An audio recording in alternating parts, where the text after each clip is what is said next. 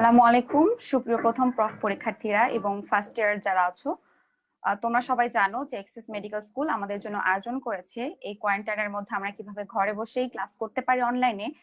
So axis medical school আমাদের সবচেয়ে বৃহৎ একটি অনলাইন মেডিকেল শিক্ষা একটা প্ল্যাটফর্ম, যেখানে কিন্তু আমরা ঘরে বসে সব বিষয়ে শিক্ষা পাচ্ছি। তো সেখানে আমাদের আসন্ন প্রফকে সামনে রেখে আমাদের জন্য এক্সিস মেডিকেল স্কুল আয়োজন করেছে কিছু রিভিশন ক্লাসের এবং কিছু রিটেন সেশনের।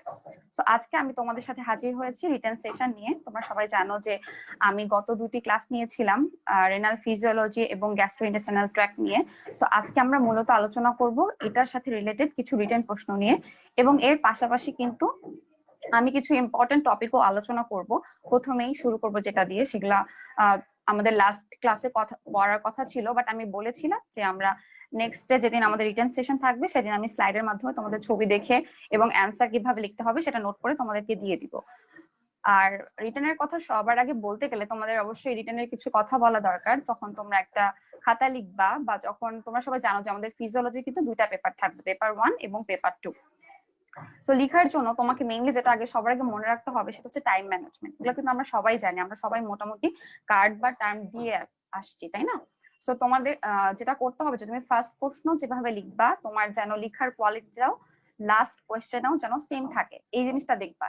এবং এটা দেখার জন্য তোমাকে কি করতে হবে, তোমাকে টাইম ম্যানেজমেন্ট করা শিখতে হবে। যে তুমি ধরো 10 মিনিটের মধ্যে একটা কোয়েশ্চেন লিখলা, তো এইভাবে করে লিখবা। সো প্রথম আমি তোমাদেরকে স্পেশাল কোনো কথা এইভাবে বলছি না, অলরেডি কিন্তু আমাদের রিটেন সেশন অনেকগুলা হয়েছে, তো সেখানেও তোমরা শুনেছো। সো সবচেয়ে ইম্পর্টেন্ট কিন্তু প্রফের জন্য টাইম ম্যানেজমেন্ট, যেহেতু আমাদের খুব অল্প সময় অনেক বেশি লিখতে হয়। তো প্রথমে তোমরা চেষ্টা করবা যে কিভাবে তোমরা সবগুলা কোয়েশ্চেনের জন্য একই টাইম রাখতে পারো। এবং সেকেন্ড কথা হচ্ছে যে যেহেতু এটা একটা প্রেজেন্ট করার ব্যাপার, একটা লেখাকে তোমাকে সুন্দরভাবে প্রেজেন্ট করতে হবে, তার জন্য কিন্তু তোমার হাতের লেখাটা ফ্রেশ হতে হবে। ম্যান্ডেটরি না যে তোমার হাতের লেখা একদম অনেক ভালো হবে, বাট মনে রাখবা যে তুমি কাটাছেঁড়া কম করবা, জাস্ট তোমার কাছে যে জিনিসগুলো চেয়েছে সেই জিনিসগুলো টু দা পয়েন্টে লিখে দিবা। ইভেন এটাও ম্যান্ডেটরি না যে তোমাকে অলওয়েজ ব্লু পেন ইউজ করতে হবে। আমি নিজে পার্সোনালি যখন অনেক বেশি লেখা থাকে তখন কিন্তু আমি প্রথমেই ব্লু পেন ইউজ করি না, আমি প্রথমে ব্ল্যাক পেন দিয়ে সুন্দর করে লিখে যাব, একদম টু দা পয়েন্ট, পয়েন্ট কথাটা লিখে যাও। পরে যদি লাস্টে তোমার টাইম থাকে তুমি জাস্ট ব্লু পেন দিয়ে তার নিচে আন্ডারলাইন করবা।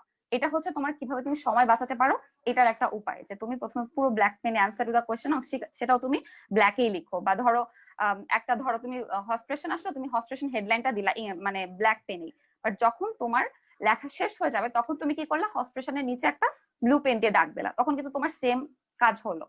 তো তুমি এই মাঝে মাঝে তোমার পেন চেঞ্জ করতে গেলে আমাদের অনেক টাইম নষ্ট হয়, তুমি এইভাবে টাইমটা ম্যানেজ করতে পারো।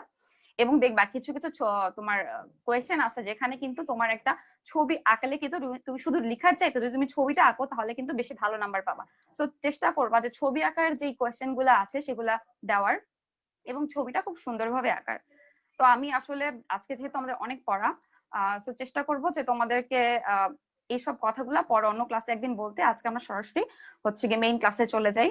সো ফার্স্টে আমরা হচ্ছে গিয়ে জিআইটি এবং রেনালে যেই সব ইম্পর্টেন্ট টপিক আমাদের বাকি ছিল আমরা সেই জিনিসগুলো আলোচনা করব, এবং তারপরে আমরা চলে যাব হচ্ছে প্রফের জন্য যে ইম্পর্টেন্ট কোয়েশ্চেন গুলো আছে সেগুলো কিভাবে লিখতে হবে সেটা নিয়ে কথা বলতে। আচ্ছা, তাহলে আমরা সময় নষ্ট না করে শুরু করি।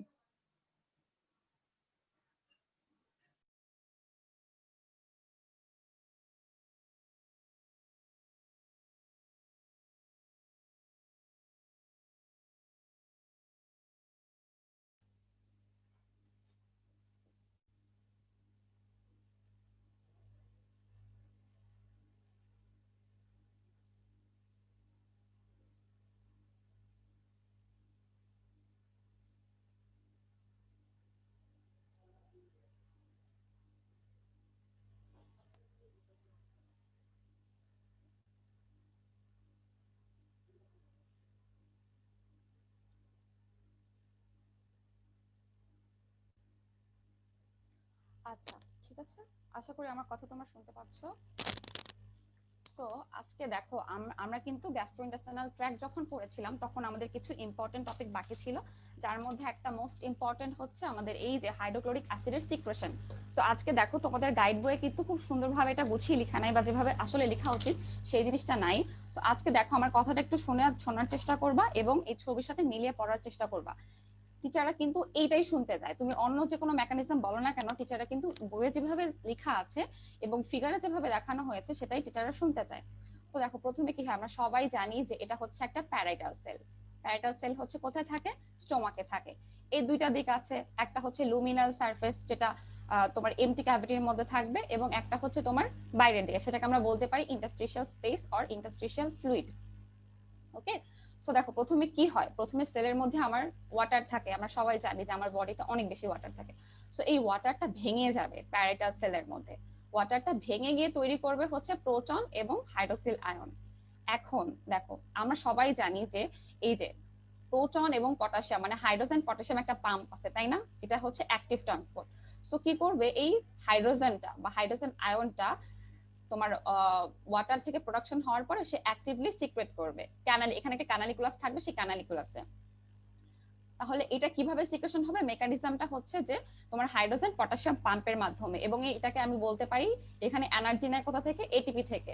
আমরা কিন্তু লাস্ট ক্লাসে পড়েছিলাম অ্যাক্টিভ তোমার হচ্ছে অ্যাক্টিভ ট্রান্সপোর্ট সম্পর্কে, তো সেই কথাটা এখানে সেম মেকানিজমের মতো মনে রাখবা যে এখান থেকে এনার্জি পাবে হচ্ছে এটিপি থেকে। এবং প্রথমে কি হবে, এই হাইড্রোজেনটা তোমার পটাশিয়ামের সাথে এক্সচেঞ্জ করে সে ক্যানালিকুলাসে সিক্রেশন হলো। ওকে, এখন থেকে গেল কে? এটা হাইড্রোক্সিল আয়ন। এখন সেলে কি হবে, রেসপিরেশনের মাধ্যমে কার্বন ডাইঅক্সাইড তৈরি হবে, বা ধরো বাহির থেকে কার্বন ডাইঅক্সাইডটা আসলো, এই কার্বন ডাইঅক্সাইডটা এই হাইড্রোক্সিলের সাথে বাইন্ড করে তৈরি করবে হচ্ছে বাইকার্বনেট। এখন এই বাইকার্বনেট কি? নেগেটিভ না?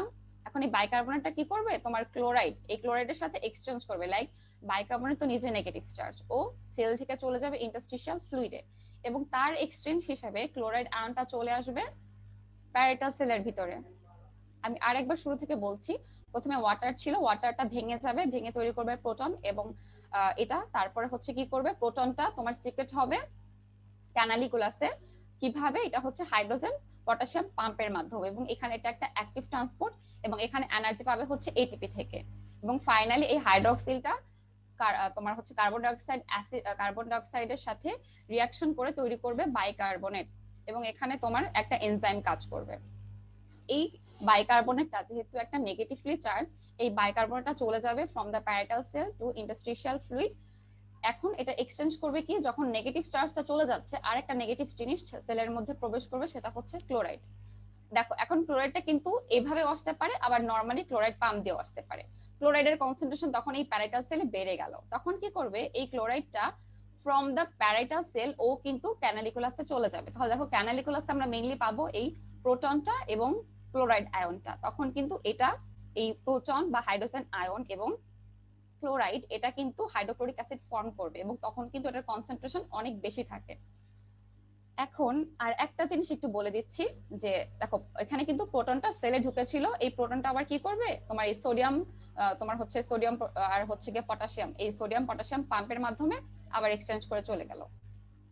সোডিয়ামটা এখান থেকে চলে যাচ্ছে আর এখান থেকে পটাশিয়ামটা আসছে, কারণ এই পটাশিয়ামটা এখানে আবার এক্সচেঞ্জ করতেছে। সো ফাইনালি আরেকটা রেজাল্ট পেলাম, সেটা হচ্ছে ক্যানালিকুলাস আমরা দুটা জিনিস পেলাম, একটা পেলাম আমরা হচ্ছে প্রোটন আর একটা পেলাম হচ্ছে ক্লোরাইড। এখন এই প্রোটন আর ক্লোরাইড মিলে ক্যানালিকুলাসে ফর্ম করবে হচ্ছে হাইড্রোক্লোরিক অ্যাসিড। এই হাইড্রোক্লোরিক অ্যাসিডটা তখন কিন্তু একটা কনসেন্ট্রেটেড ফর্মে থাকবে। এখন আমরা কিন্তু জানি যে যখন আয়নের কনসেন্ট্রেশন অনেক বেশি থাকে সেই জায়গাটায় কিন্তু ওয়াটার চলে আসে। তো দেখো ক্যানালিকুলাসের মধ্যে এই যে হাইড্রোক্লোরিক কনসেন্ট্রেটেড হাইড্রোক্লোরিক অ্যাসিড যে তৈরি হলো, এটা কিন্তু তখন এখানে ওয়াটার চলে আসবে। কি প্রসেসে? অসমোসিসে। তা তুমি প্রথমে বলবা প্রোটন কিভাবে ক্যানালিকুলাসে আসলো সেটা, তারপর ক্লোরাইড কিভাবে ক্যানালিকুলাসে আসলো সেটা, এবং ফাইনালি এই ওয়াটারটা চলে আসবে বাই অসমোসিস। তখন কিন্তু এটা একটা অ্যাসিডে ফর্ম হয়ে যাবে, মানে আগে যে কনসেন্ট্রেটেড হাইড্রোক্লোরিক ছিল, হাইড্রোজেন ক্লোরাইড ছিল, সেটা কিন্তু তখন হাইড্রোক্লোরিক অ্যাসিড ফর্ম করবে, এবং তখনই ক্যানালিকুলাসে লুমিনার পোর্শন দিয়ে সে লুমেনে চলে যাবে। সো এটা আশা করি বোঝা গেছে। এবং এটা দেখবা তোমরা, আমি একটা কাজ করব, তোমাদের এই স্লাইডের মধ্যে আমি মেবি প্রিপেয়ার করতে পারি নাই কিছু লেখা, আমি তোমাদেরকে কমেন্টে দিয়ে দিব, এটা তোমরা একটু কমেন্ট বক্সটা চেক করো যে এটা লেখাটা আমি তোমাদেরকে নোট করে দিব। ওকে, এখন আমরা পরের স্লাইডে যাই। আচ্ছা, এটা হচ্ছে তোমাদের রিটেনের একটা অনেক ইম্পর্টেন্ট প্রশ্ন, যে এইটার ছবি আঁকা আছে তাই না, ড্র এন্ড লেভেল। তো দেখো আমরা জানি যে এন্টারিক নার্ভাস সিস্টেমে দুটা জিনিস থাকে, একটা হচ্ছে মাইন্টারিক প্লেক্সাস আর একটা হচ্ছে সাবমিউকোসাল প্লেক্সাস। সাবমিউকোসাতে থাকে হচ্ছে সাবমিউকোসাল প্লেক্সাস, আর আমরা জানি যে মাইন্টারিক প্লেক্সাস থাকবে between the circular and the longitudinal muscle. So আমি তোমাদেরকে ওদিন বলেছিলাম যে এটার সাথে কিন্তু এই দুটোর সাথে সেন্সরি নার্ভেরও একটা রিলেশন আছে। দেখো এই যে সেন্সরি নিউরন গুলা আইদার চলে যায় সাবমিকোসাল প্লেক্সাসে অর চলে যায় মাইন্টারিক প্লেক্সাসে, অর তারা প্রিভার্টিব্রাল সিম্প্যাথেটিক গ্যাংলিয়নে আসতে পারে, অর স্পাইনাল কর্ড অথবা ব্রেন স্টিম। তো তোমার মনে রাখতে হবে ছবিটা আঁকার জন্য যে ছবিটা যেন অ্যাকুরেট হয়, যে এখান থেকে সেন্সরিটা চলে যাচ্ছে কিভাবে বা এটার সাথে আবার কানেকশন হচ্ছে।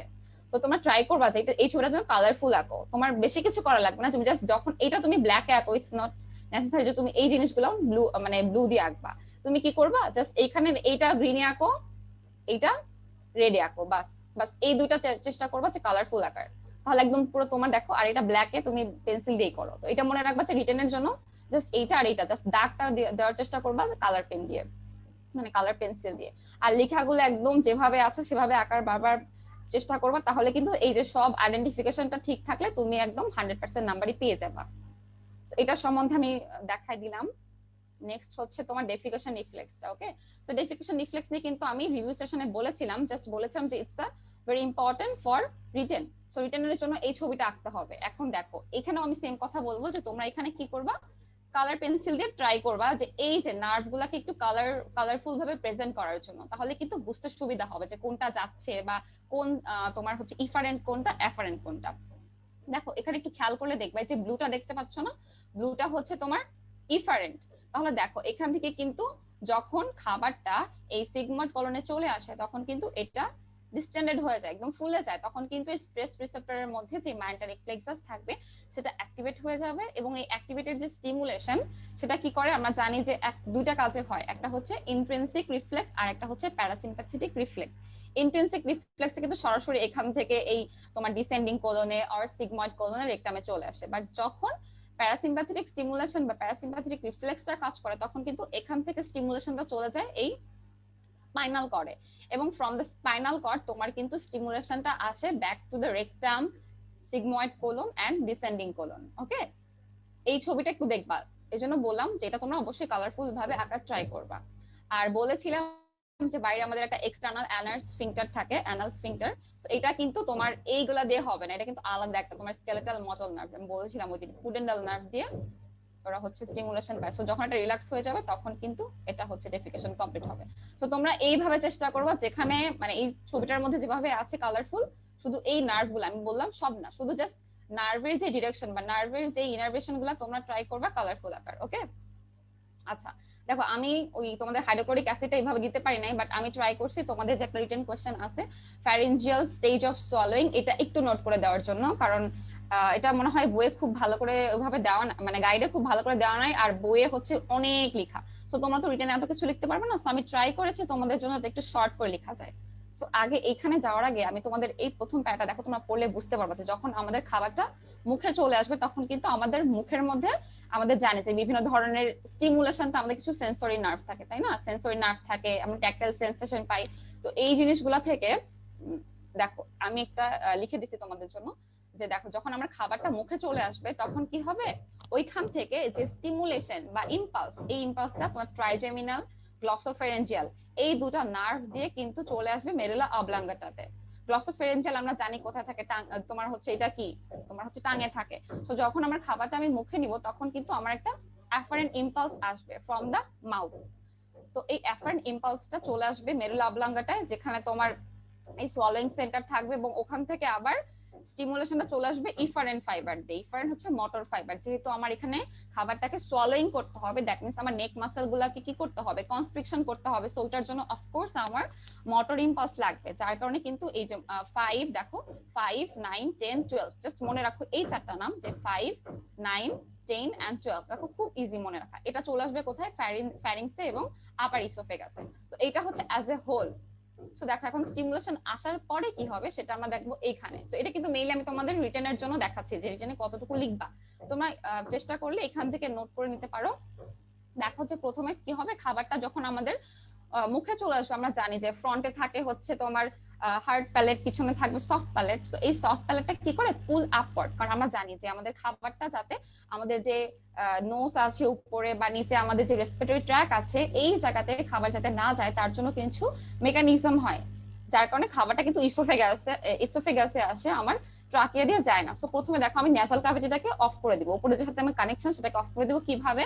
এই সফট প্যালেটটা কি করবে, আপওয়ার্ডে পুল করবে, এবং তখন কি হবে দেখো যে prevent the reflux of food into the nasal cavities. এই একটা কথা মনে রাখবা যে the soft palate is pulled upward and it prevent the passage of food to the nasal cavities. তাহলে এক নাম্বার পয়েন্ট যতটুকু আছে অতটুকুই লিখবা।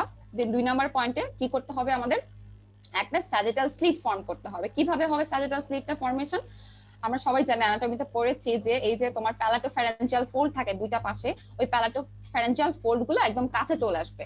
দেখো এটা come close to each side of the pharynx and pulled medially। তাহলে কি হবে, মাঝখানে যদি দুই পাশ থেকে চলে আসে, ওরা কিন্তু মাঝখানে একটা স্লিটের মতো বা একটা প্যাসেজের মতো ফর্ম করবে, এবং ওই প্যাসেজ দিয়ে কিন্তু খাবারটা নিচে চলে আসবে। সো সেকেন্ড পয়েন্টে তোমরা এটাই লিখবা যে the palatopharyngeal fold on each side of the pharynx are pulled medially। তারপর লিখবা যে this fold form a sagittal slit through which the food must pass into the posterior pharynx। বাস এতটুকু লিখো, তাহলে কিন্তু তোমার লেখাটা এনাফ।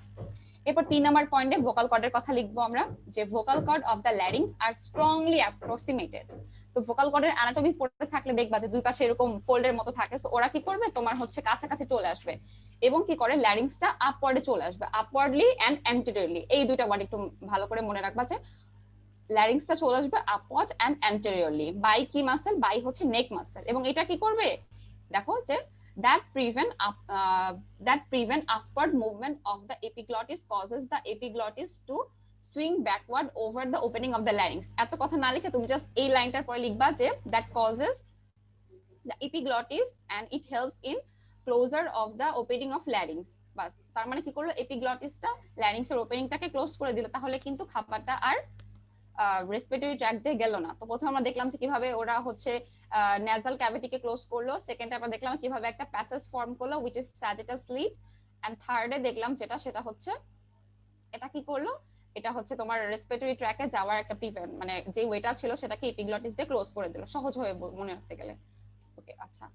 আর দেখো 4 নম্বরে যে the under movement দেখো the upward movement of the larynx also pull up and enlarge the opening of the esophagus। তখন কি হবে, এরপর হচ্ছে ল্যারিংসটা যেহেতু আমার বলেছিলাম যে আপওয়ার্ড এন্ড অ্যান্টেরিয়রলি মুভ করবে, সো এটা কিন্তু তোমার ওই এসোফেগাসটাকে ক্লোজ করে দিবে। এই একটা কথাই কিন্তু আগে আমি বলেছি। সো এখান থেকে এই লাইনটা দাগা নিতে পারো তোমরা। এন্ড দেখো 5 নম্বরে যে once the larynx is raised, তো ল্যারিংস যখন আপওয়ার্ড এন্ড অ্যান্টেরিয়রলি মুভ করবে তখন কি করবে, the pharyngioglottal sphincter যেটা হচ্ছে ফ্যারিংস আর ইসোফেগাসের ওখানে থাকবে become relax। ওই মানে তোমার স্ফিংটারটা কিন্তু রিল্যাক্স হবে, এবং স্ফিংটার রিল্যাক্স হলে কি হয়, আমরা জানি যে ওখান থেকে খাবারটা মুভ করবে। So the intermuscular wall of the pharynx contract। তাহলে দেখো স্ফিংটারটা রিল্যাক্স হয়েছে এবং পুরো ফ্যারিংসের যে মাসেলটা ছিল সেটা কন্ট্রাক্ট হয়েছে, যার কারণে কি হবে, এই কন্ট্রাকশনটা মুভ করবে from the upward to downwards and it causes swallowing। Just দেখো যে খুব সহজ, এই কয়টা পয়েন্ট যদি তুমি একটু বুঝে লিখতে পারো বা নিজের মতো করে লিখো, বুঝে নিজের মতো করে লিখে নাও নিজের ভাষায়, মানে নিজের ভাষায় ইংলিশে লিখবে অবশ্যই। দেখো যে প্রথমে নেজাল ক্যাভিটি ক্লোজার কথা লিখবে 1 নাম্বার পয়েন্ট, এটা পয়েন্ট করে লিখলে ভালো হয়। 2 নম্বরে তুমি এই স্যাজিটাল স্লিটের ফর্মেশনের কথা বললা, এবং 3 নম্বরে তুমি এই জাস্ট ভোকাল কর্ডের মুভমেন্ট এবং ল্যারিংসের আপওয়ার্ড অ্যান্টেরিয়র মুভমেন্ট বলে সরাসরি চলে গেলা যে ক্লোজার অফ তোমার হচ্ছে closure of laryngeal opening by oesophagus. বাস এতটুকু লিখলা, এন্ড ফাইনালি লিখে দিলা এই 5 নাম্বার পয়েন্টটা, যেটা হচ্ছে যে ল্যারিংসটা রেজ করার পাশাপাশি তখন তোমার হচ্ছে ফ্যারিঞ্জিওগ্লসাল যে স্ফিংটার সেটা রিল্যাক্স হয়ে যাবে, এন্ড পুরো তোমার এন্টার যে ফ্যারিঞ্জিয়াল মাসল থাকবে সেগুলা কন্ট্রাক্ট করবে, এবং এটা এই কন্ট্রাকশনের জন্য খাবারটা সোয়ালোইং হবে। ওকে, দেখো খুব একটা সহজ প্রশ্ন, মানে এটা কিন্তু অ্যাকচুয়ালি কঠিন মনে হয়, বাট এভাবে তুমি বুঝে পড়লা। আর মেইনলি ইম্পর্টেন্ট কথা হচ্ছে এই জিনিসটা একদম ফার্স্ট প্যারা লিখে নিবা। মেইনলি টিচাররা এই নার্ভগুলোর নাম শুনতে চায় ভাইবার জন্য, আর রিটেনের জন্য এটা লিখে নিলে কিন্তু তোমার রিটেনের মানে প্যাটার্নটাও সুন্দর হবে, ভালো নাম্বারও পাবা শুধু ওইটা লেখার চাইতে। ওকে, আচ্ছা, সো এটা বলা শেষ। আচ্ছা, এখন দেখো, এখন মোস্ট ইম্পর্টেন্ট একটা জিনিস যেটা আমি লাস্ট দিন বলেছিলাম যে তোমাদের এটা একটু বোঝানোর জন্য একটু সময় লাগবে। সো আজকে একটু ট্রাই করে চলো শুরু করা যাক। এটা হচ্ছে কি, আমরা সবাই মানে রেনাল পড়তে গেলে সবচেয়ে ভয় লাগে যেটা, সেটা হচ্ছে কাউন্টার কারেন্ট মেকানিজম কি, কাউন্টার কারেন্ট মাল্টিপ্লায়ার কি, কাউন্টার কারেন্ট এক্সচেঞ্জার কি। এই জিনিসটা একদম সবাই ভয় পায়, বাট আজকে আমি চেষ্টা করবো খুব মানে ভাগে ভাগে ভাগ করে তোমাদের যাতে বোঝানোর জন্য যাতে এই জিনিসটাতে আর তোমাদের ভয় না থাকে। সো যদি তোমার আসে যে কাউন্টার কারেন্ট মেকানিজম, তখন তুমি আগে বুঝো, বুঝলে নিজের মতো করে লেখা যাবে, ইটস ইজি, বাট বোঝাটা হচ্ছে ইম্পর্টেন্ট। সো আমরা সবাই জানি যে এখানে কি এটা হচ্ছে loop of Henle. Loop of হেনলির এটা হচ্ছে অ্যাসেন্ডিং, মানে অ্যাসেন্ডিং লিম্ব, আর এটা যে ইউ শেপের হয়, এবং এটা হচ্ছে তোমার, সরি আমি একটু ভুল বললাম, এটা হচ্ছে তোমার ডিসেন্ডিং লিম্ব, যেহেতু নিচের দিকে আসছে, so it's the descending limb of loop of Henle. Then এটা উপরে চলে যাবে, যেটাকে আমরা নাম দেই ascending limb of loop of Henle. আমরা জানি যে এই ডিসেন্ডিং লিম্বের যে এপিথেলিয়াম বা কাভারিংটা, এটা খুব পাতলা, আর এই অ্যাসেন্ডিং লিম্বের যে কাভারিংটা সেটা খুব থিক, পুরু। এবং আমরা সবাই জানি, আগে ক্লাসে পড়েছি যে এখান থেকে ওয়াটারের রিঅ্যাবজর্পশন হয়, এন্ড এখান থেকে রিঅ্যাবজর্পশন হয় হচ্ছে তোমার ইলেকট্রোলাইটস এর, লাইক তোমার সোডিয়াম, পটাশিয়াম, বাইকার্বনেট, এসবের।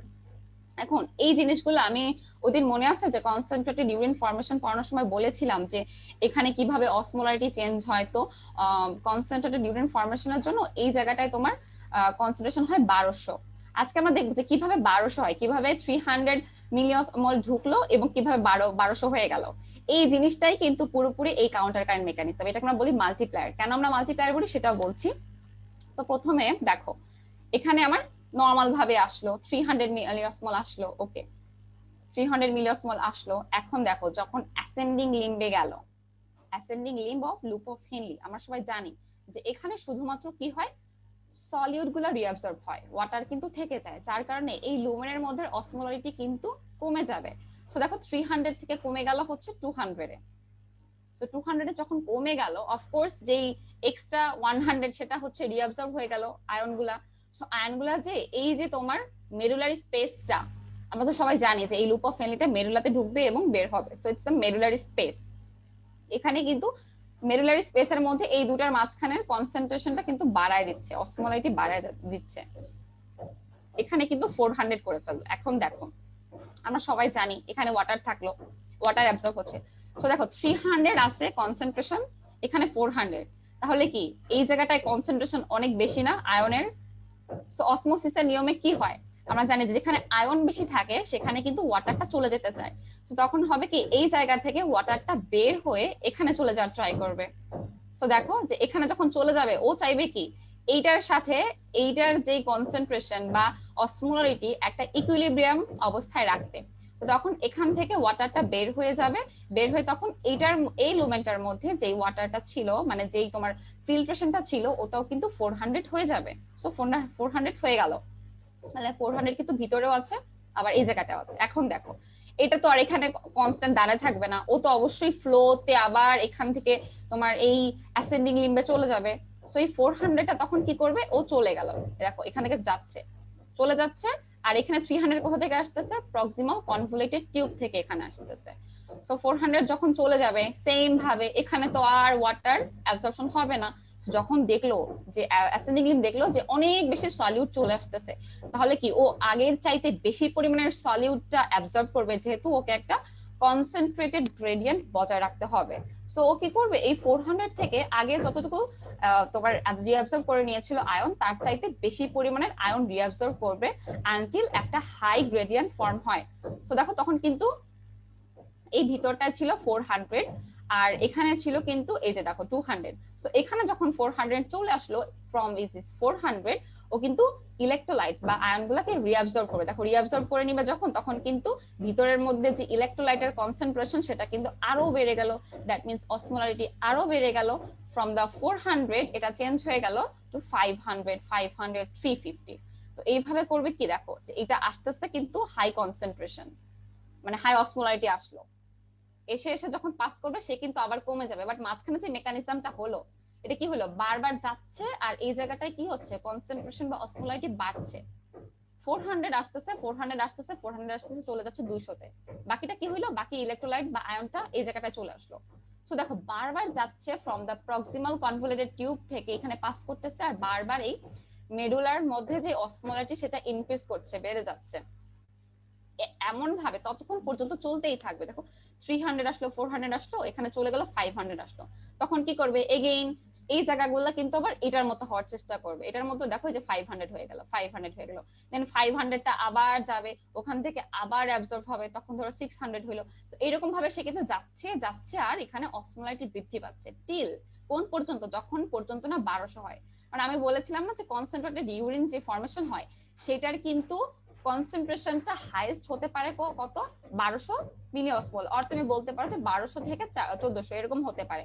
তো দেখো এই জিনিসটা কেন দরকার, why it's important to maintain, মানে এখানে অসমোলারিটি কেন আমার 1200 রাখতে হবে, কারণ হচ্ছে একটু পরে তোমরা একটা কোয়েশ্চেন আলোচনা যখন করবো যে নেফ্রনের স্ট্রাকচার, ওখানে কিন্তু আমরা জানি যে এই যে লুপ অফ হেনলি ও কিন্তু এখানে মেরুলাতে ঢুকবে, আবার বের হয়ে descending limb of loop of মানে অ্যাসেন্ডিং করে তারপরে ডিস্টাল কনভর্টেড টিউব ফর্ম করে যায়, এবং ওখান থেকে কিন্তু আবার এইভাবে নিচের দিকে নামতে থাকে কালেক্টিং ডাক্ট হয়ে। সো কালেক্টিং ডাক্টটা কিন্তু মেডুলাতে যায়। আর আমরা এডিএইচ এর মেকানিজম থেকে জানি এডিএইচ কাজ করে এই কালেক্টিং ডাক্টে আর ডিস্টাল কনভর্টেড টিউবে। তো যখন এই জায়গাটায় মানে যখন মেডুলার মধ্যে কালেক্টিং ডাক্টটা ঢুকে যাবে তখন কিন্তু ওইখানে ওয়াটারের রিঅ্যাবজর্পশন হয়, এবং ওখানে রিঅ্যাবজর্পশন হলে কি হয়, ওইখানের ওয়াটারটাও এই মেডুলারি যে অসমোলারিটি 1200 এইটার সাথে মিল রেখে ওইখানেরও কিন্তু কনসেন্ট্রেশনটা বেড়ে যায়। এইটাই মেইনলি মেকানিজম যে কেন আমাদের এই তোমার কাউন্টার কারেন্ট মেকানিজমটা দরকার হচ্ছে, সেটা হচ্ছে for the formation of concentrated urine. আজকে আমরা এই যে যত কিছু পড়াচ্ছি এটা কিন্তু নরমাল না, এটা হচ্ছে আমাদের কনসেন্ট্রেটেড ইউরিনের জন্য আমার এখানে 1200 হচ্ছে। সো মেইনলি এই মেকানিজমটা আমাদের যখন কোশ্চেনে ভাইবাতে ধরো তোমার যদি শুধুমাত্র কার্ড কোশ্চেনে কনসেন্ট্রেটেড ইউরিন ফরমেশনটাও আসে, ওখান থেকে কিন্তু টিচার এই জিনিসটা তোমাকে ধরতে পারে। এখন এটাকে কেন মাল্টিপ্লায়ার বলা হয়, কারণ এটা কিন্তু বারবার দেখো এখানে অসমোলারিটি কিন্তু বারবার মাল্টিপ্লাই হচ্ছে, এই জন্য এটাকে বলা হয় হচ্ছে কাউন্টার কারেন্ট মাল্টিপ্লায়ার। দেখো আমি আরেকবার একটু বলে নেই, তোমরা একটু মনোযোগ দিয়ে শোনার চেষ্টা করো আরেকটা বার, যাতে কনফিউশনটা ক্লিয়ার হয়ে যায়। আর যাদের কোয়েশ্চেন থাকবে তারা কমেন্ট করতে পারবে, ইনশাআল্লাহ আমি ফ্রি হয়ে তোমাদের রিপ্লাই দেওয়ার চেষ্টা করব। দেখো 300 মিলিঅসমোল আসলো from the proximal convoluted tube, then 300টা কি করবে, এই descending limb of loop of Henle দিয়ে মেডুলাতে প্রবেশ করবে, এবং ফ্রম দ্য মেডুলা এটা আবার কর্টেক্সে চলে আসবে কিভাবে, by the ascending limb of loop of Henle. এখন এই জায়গাটায় যে কাজটা বারবার হচ্ছে, যেই মেকানিজমের মাধ্যমে মেডুলারি যে মানে কনসেন্ট্রেশন বা অসমোলারিটি বাড়ছে, এই প্রসেসটাকে বলা হয় কাউন্টার কারেন্ট মেকানিজম। তার মধ্যে এটাকে আমরা স্পেশালি বলবো কাউন্টার কারেন্ট মাল্টিপ্লায়ার। এখানে 300 আসবে, যাবে যখন আমরা সবাই জানি যে ডিসেন্ডিং লিম্বে অলওয়েজ ওয়াটারের রিঅ্যাবজর্পশন হয়, আর এই অ্যাসেন্ডিং লিম্বে সলিউটের রিঅ্যাবজর্পশন হয়। সো ওই মেকানিজমে যখন অ্যাসেন্ডিং লিম্বে এই 300টা চলে যাবে, ওখান থেকে সলিড গুলা রিঅ্যাবজর্ব করে এই মেরুলারি স্পেসে অসমোলারিটি বাড়িয়ে দিবে, যেটা হচ্ছে প্রথমে করবে 400। তখন কি হবে, 400 করার কারণে আমার যে ডিসেন্ডিং লিম্বটা ছিল এইটার অসমোলারিটি চাইবে যে যেহেতু এখানে অনেক বেশি ওয়াটার আছে, সেই ওয়াটারটা এর পাশের যেই এনভায়রনমেন্ট এখানের অসমোলারিটি অনেক বেশি হওয়ার কারণে এখান থেকে সে অসমোসিস করে ওয়াটারটা বের হয়ে যাবে, যার কারণে এই ভিতরের যে ফিল্ট্রেশনটা থাকবে এটা কিন্তু 400 হয়ে যাবে, কারণ ও চাইবে যে পরিবেশের সাথে একটা ইকুইলিব্রিয়াম অবস্থায় চলে যায়, তার কারণে এখানে 400 হয়ে যাবে। এবং এই 400টা দেন এগেইন যখন ফিল্ট্রেশন আসবে from the proximal convoluted tube, ও কিন্তু পাস করে চলে যাবে আবার ascending limb of loop of হেনলিতে, এবং ওই জায়গাটায় কি হবে, ওই জায়গাটায় যে আরো বেশি সলিউট কে সে রিঅ্যাবজর্ব করে নিবে, এবং এই জায়গাটার অসমোলারিটি তখন কিন্তু ফ্রম 400 থেকে হয়ে যাবে 500। এবং এই 500 হওয়ার কারণে সেম মেকানিজম আবারও ঘটতে থাকবে, যে ডিসেন্ডিং লিম্বের এখানে আরো অসমোসিস অফ ওয়াটার ঘটবে, যার কারণে এই জায়গাটার যে তোমার অসমোলারিটি সেটাও কিন্তু তখন 500 হয়ে যাবে। দেখো 500 হয়ে গেছে। এরকম ভাবে বারবার মাল্টিপ্লিকেশন ঘটতে থাকবে, এবং করে করে ততক্ষণ পর্যন্ত এই প্রসেসটা এইভাবে চলতে থাকবে, মানে কনসেন্ট্রেশনটা চেঞ্জ হতে থাকবে, কনসেন্ট্রেশন গ্রেডিয়েন্ট চেঞ্জ হতে থাকবে, যতক্ষণ পর্যন্ত না এই টিপ অফ দা তোমার হচ্ছে লুপ অফ হেনলির অসমোলারিটি হবে 1200 মিলি অসমোল।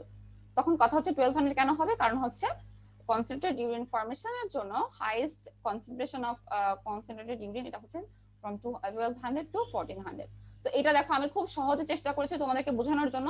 এবার যদি তোমরা একবার একটু পড়ো তাহলে আশা করি কনসেপ্টটা ক্লিয়ার হয়ে যাবে। বারবার একটা কথাই বলছি যে এটা বারবার মাল্টিপ্লাই করবে, দুইটা মেকানিজম এখানে জাস্ট রিঅবজার্ভ করে নিবে আর এখানে অসমোসিস হবে, জাস্ট এই দুইটা কথা মনে রাখবা। দুইটা কথা মনে রাখলে পুরো জিনিসটা সহজ তোমাদের জন্য। ওকে, সো আমি নেক্সটে চলে যাই। ওকে দেখো এটা হচ্ছে কাউন্টার কারেন্ট এক্সচেঞ্জার যেটাকে আমরা বলে থাকি। এখন তার আগে আমি একটু কথা বলে নিই। বলেছিলাম যে যে মেডুলা আছে আমাদের, মেডুলার মধ্যে মেডুলারি কালেক্টিং ডাক্ট থাকে, ওই জায়গাটায় কিন্তু কনসেন্ট্রেটেড ইউরিন ফর্মেশন হয়, কারণ ওখানে কিন্তু এডিএসটা মেইনলি মানে কাজ করা শুরু করে এবং ওখান থেকে কিন্তু ওয়াটারটা রিঅ্যাবজর্ব হয়। এখন তোমার মনে প্রশ্ন আসতে পারে যে এই মেডুলার মধ্যে তো ব্লাড সাপ্লাই আছে, তাহলে ব্লাড সাপ্লাই থাকলে যখন ওয়াটারটা আসবে বাই অসমোসিস কেন আসবে? এর যে ইলেকট্রিক মানে যে তোমার আয়নগুলো সিক্রেশন মানে রিঅ্যাবজর্ব হলো, এই আয়নগুলো কেন আবার ব্লাডের ফ্লোতে চলে যাচ্ছে না? তাহলে তো আর ওইখানের হাই অসমোলারিটি থাকতো না। এখন মেইন কথা মনে রাখতে হবে, কনসেন্ট্রেটেড ইউরিন ফর্মেশনের জন্য আমাদেরকে অফকোর্স মেডুলারি হাই অসমোলারিটি বজায় রাখতে হবে, এবং এই বজায় রাখার জন্য অনেকগুলো ফ্যাক্টর আছে। এবং এর পাশাপাশি এটাকে মেইনটেইন করে কিভাবে, কেন এটা বারবার হচ্ছে তোমার ব্লাড ফ্লোতে চলে যাচ্ছে না, এই জিনিসটা কিন্তু হয়ে থাকে বিকজ অফ ভাসারেক্টা। কারণ ভাসারেক্টার একটা ইম্পর্টেন্ট ক্যারেক্টারিস্টিক আছে যেটা আমরা এখন আলোচনা করবো, যে ইটস দ্য ইউ শেপ। এটা হচ্ছে একটা ইউ শেপ ক্যাপিলারি। এখানে হয় কি, ওই আমরা কাউন্টার কারেন্টে যেভাবে পড়েছি এটা এরকমই হয়, বাট এটার কাজ হচ্ছে যে এটা রেগুলেট করবে কি, যে মেডুলারি যে হাই অসমোলারিটি ওইটাকে সে মেইনটেইন করে রাখবে, যাতে কখনোই ব্লাড ফ্লো এর কারণে যেই ইলেকট্রনটা বা যে আয়নটা অ্যাবজর্ব হইলো ফ্রম দা তোমার লুমেন, এটা কিন্তু আর খুব সহজেই ব্লাডে যায় না। বুঝতে পারছো? এখন দেখো কিভাবে যায় না। আর আমরা সবাই জানি তাই না, যে কনসেন্ট্রেটেড ইউরিন ফর্মেশনের জন্য আমার এই ভাসারেক্টা দরকার হয়। কারণ হচ্ছে তোমার ভাসারেক্টা একদম ডিপে চলে যায় মেডুলার, এবং কি হয়, এবং হচ্ছে 1 to 2% বা কোনো কোনো বই লেখা থাকে 5 to 6% ব্লাড সাপ্লাইটা মেডুলাতে চলে আসে। কারণ মেডুলাতে ব্লাড সাপ্লাইটা অনেক কম, যার কারণে কিন্তু এই যে অসমোলারিটি সেটা খুব কম চেঞ্জ হয়। এখন দেখি আমরা যে কিভাবে এই অসমোলারিটিটা হাই অসমোলারিটি বজায় রাখতে পারে। ধরো এই যে ভাসারেক্টা, আমরা তো জানি যে প্লাজমার অসমোলারিটি হচ্ছে 300 মিলি অসমোল। সো আসলো ব্লাড, আসলো খুব সুন্দরভাবে, আসলো আসলো আসলো, ঠিক আছে। এখন ও যখন নিচের দিকে পাস করে তখন কি হবে জানো, এই জায়গাটার মধ্যে থেকে সেম ভাবে যেভাবে আমরা ডিসেন্ডিং লিম্বে বলেছিলাম, এখানেও কি হবে, এখান থেকে তোমার এই বাইরের দিকে যেহেতু অনেক বেশি অসমোলারিটি 1200, ওরা করবে কি, ওয়াটারটাকে বের করে দিবে। দেখো এখানে প্লাজমার মধ্যে যে ওয়াটার ছিল, ওয়াটারটা বের হয়ে যাচ্ছে, বের হয়ে হয়ে ও যখন নামতে থাকবে তখন কিন্তু যে বের হচ্ছে ওয়াটার ওয়াটার ওয়াটার বের হয়ে গেল, তখন কিন্তু আস্তে আস্তে এখানের অসমোলারিটি কিন্তু অনেক বেশি বেড়ে গেল। আস্তে আস্তে দেখো 600 হলো, 800 হলো, 1000 হলো, 1200 হলো। এটা কেন হলো? কারণ ও ভিতর থেকে ওয়াটারটাকে বের করে দিচ্ছে। এখন যখন চলে আসলো টিপে, মানে একদম ডিপ মেডুলা পেলভিসের কাছাকাছি চলে আসলো, তখন কিন্তু দেখো এখানেও 1200, এখানেও 1200। এখন আমি বলেছিলাম যে কিভাবে মেইনটেইন করবে, ও কি করবে না, ওই যে হাই অসমোলারিটি যে জিনিসগুলোর কারণে হচ্ছে, ধরো ইউরিয়া বা হচ্ছে আদার্স যে তোমার অ্যানায়ন ক্যাটায়ন গুলো আছে, ওগুলাকে আর নিবে না। কারণ যখন অসমোলারিটি চেঞ্জ হইতো বা কনসেন্ট্রেশন গ্রেডিয়েন্টে চেঞ্জ হইতো, তখনই কিন্তু শুধুমাত্র ও রিঅ্যাবজর্ব করে এই ক্যাপিলারিজ গুলো নিয়ে চলে যেত। আর যখন ওর osmolarity same as the medullary osmolarity, তখন কিন্তু ও আর এখান থেকে কোনো জিনিস ইউরিয়া এগুলা নিবে না।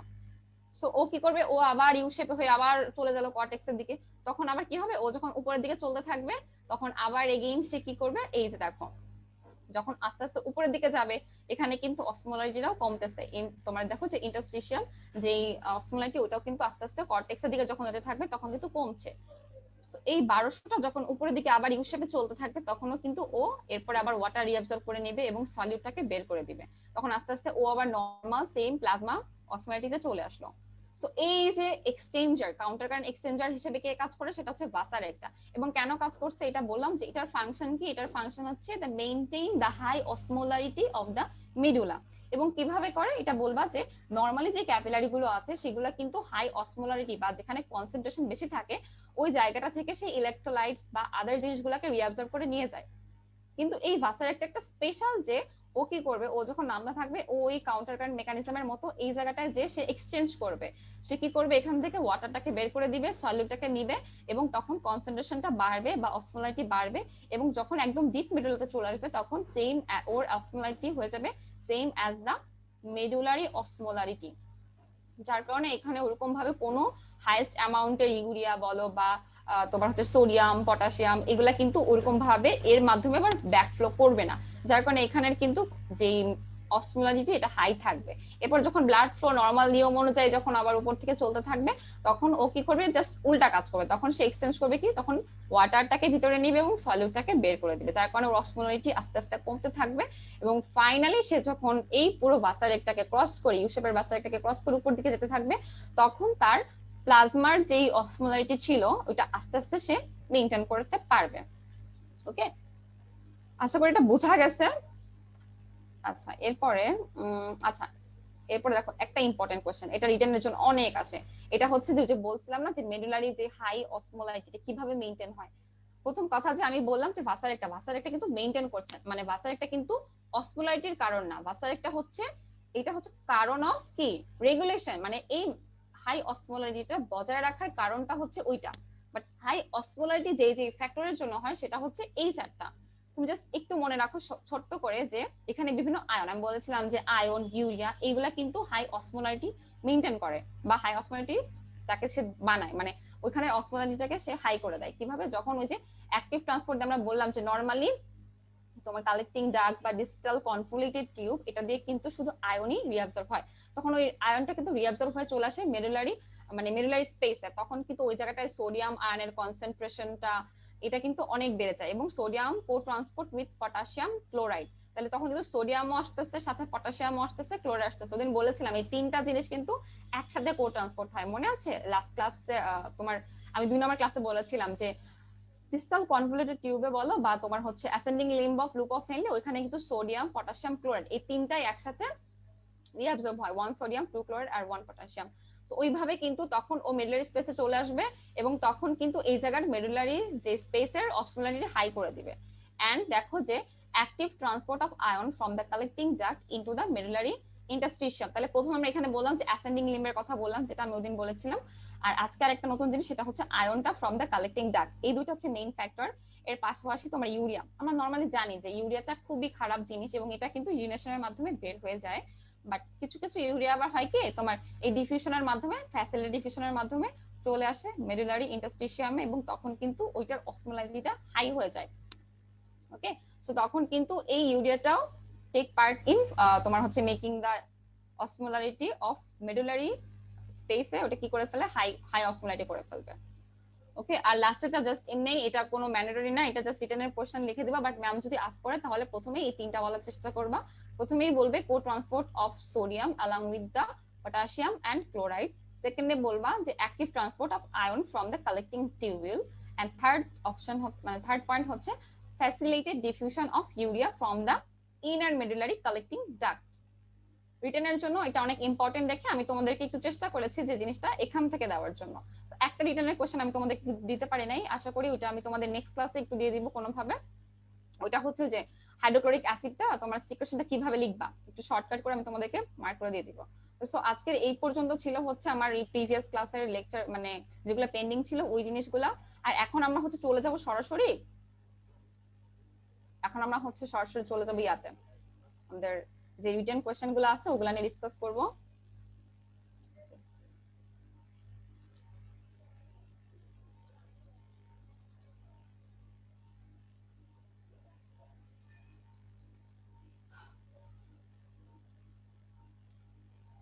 আচ্ছা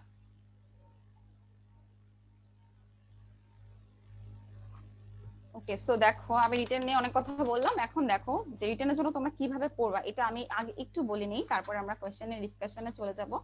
প্রথম হচ্ছে যে যেই বোর্ডে আছো, ঢাকা মানে ঢাকা ইউনিভার্সিটির আন্ডারে আছো, বা রাজশাহী ইউনিভার্সিটির আন্ডারে আছো, আর চিটাগাং ইউনিভার্সিটির আন্ডারে আছো, তারা তোমাদের প্রিভিয়াস 5 থেকে 7 বছরের কোয়েশ্চেন গুলো সবার আগে সলভ করার চেষ্টা করবা, কারণ ওগুলো দেখা যাচ্ছে ঘুরে ফিরে বারবার আসে, এটা ট্রাই করবা।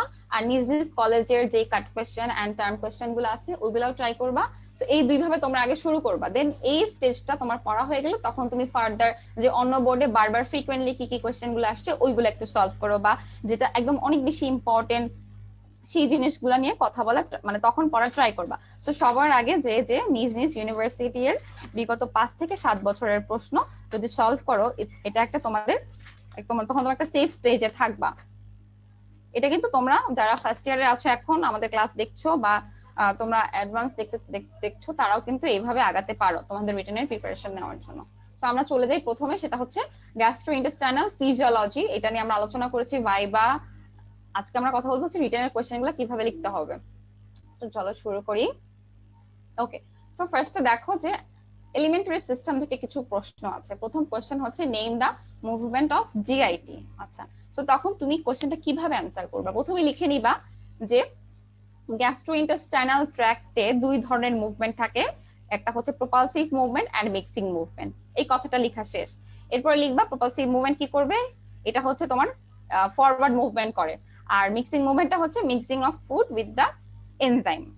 এই কথাটা লেখার পরে তখন তুমি হেডলাইন দিলা যে মুভমেন্ট অফ জিআইটি। এই হেডলাইনের পরে ভিতরে চলে যাবে, আলাদাভাবে লিখবা যে movement of mouth, movement of pharynx and esophagus, movement of GIT.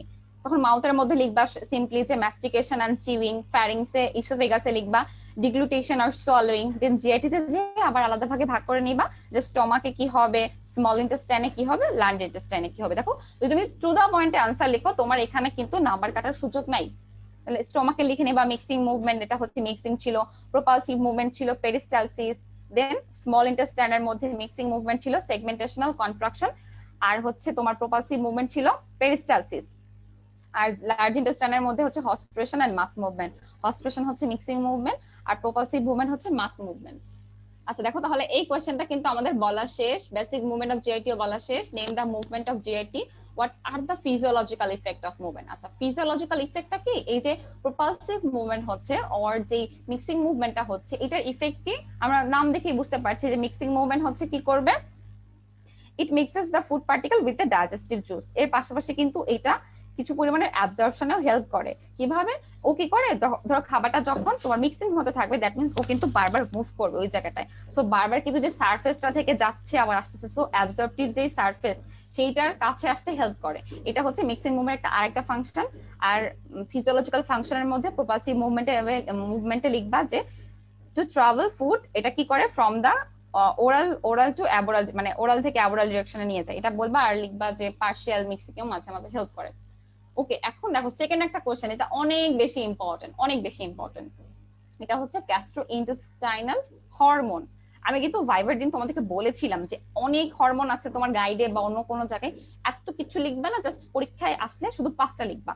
তাহলে দেখো তোমার যদি এরকম পরীক্ষা থাকে নেম দা গ্যাস্ট্রোইন্টেস্টাইনাল হরমোন, এখানে তুমি কি কি লিখবা, এই কোশ্চেনটা থাকলে তুমি জাস্ট চার্ট করে লিখতে পারো, অর লিখতে পারো গ্যাস্ট্রিন একটা হেডলাইন দিলা, ধরো লিখলা যে গ্যাস্ট্রোইন্টেস্টাইনাল হরমোন, অর লিখতে পারা যে hormone secrets from the gastrointestinal tract. এভাবে হেডলাইনটা দিয়ে চলে গেলা 1 নাম্বার পয়েন্টে গ্যাস্ট্রিন। তখন গ্যাস্ট্রিন লিখে প্রথম পাড়ায় লিখলা যে গ্যাস্ট্রিকটা সিক্রেশন হয় from the G cell and দুইটা ফাংশন, শেষ গ্যাস্ট্রিন সম্বন্ধে লেখা। এরপরে দেখো কোলেসিস্টোকাইনিন, কোলেসিস্টোকাইনিনে একটা কথা লিখতে পারো মাঝে মাঝে যে এটা হচ্ছে কখন সিক্রেশন হয়, যে in the presence of fatty food. এই কথাটা লিখবা যে cholecystokinin secrete for the presence of fatty food. আর এরপর লিখলা ফাংশনে চলে যাবো, যে ফাংশনের মধ্যে যেগুলো আমি বলেছিলাম যে গল ব্লাডারের কন্ট্রাকশনে হেল্প করে, প্যানক্রিয়াটিক বাইকার্বনেট সিক্রেশনে হেল্প করে, বা প্যানক্রিয়াটিক এনজাইম সিক্রেশনে হেল্প করে, এই কথাগুলো লিখলাম। এরপর সিক্রেটিনে গেলা, সিক্রেটিন লিখবা সিক্রেশন কেন হয়, for the presence of acidic Qayyim বা অ্যাসিডিক মানে গ্যাস্ট্রিক জুস। এই কথাটা লিখার পরে ফাংশনে চলে গেলা, বাস তোমার নাম্বার কিন্তু কাটার কোনো স্পেস নাই, তুমি একদম টু দা পয়েন্টে আনসার করছো। এরপরে চলে যাবা, লিখলা যে গ্যাস্ট্রিক ইনহিবিটরি পেপটাইড অর মটিলিন। তো ভালো হয় তুমি যদি এখানে দুইটা ফাংশন দিয়ে দাও, গ্যাস্ট্রিন ইনহিবিটরি পেপটাইডের মধ্যে একটা ফাংশন দিয়ে দিলা যে ইনসুলিন রিলিজে হেল্প করে বা inhibition of the gastric secretion. আর মটিলিনের মধ্যে লিখে দিবা যে এটা স্টিমুলেট করে gastric motility and intestinal motility. So দেখো এই অ্যানসারটা কিন্তু তুমি অনেক ভাবে লিখতে পারো, বাট আমি যেভাবে বলে ভাবে লিখলে ইনশাআল্লাহ তোমার অ্যানসারটা খুব ভালো হবে, এবং এখানে কিন্তু তোমার আর নাম্বার কাটার মতো স্পেস থাকবে না, তুমি হাইস্ট নাম্বারই পাবা। আচ্ছা এবার 3 নাম্বার কোশ্চেনে কি বলেছে, write about the function and regulation of secretion of any two of them.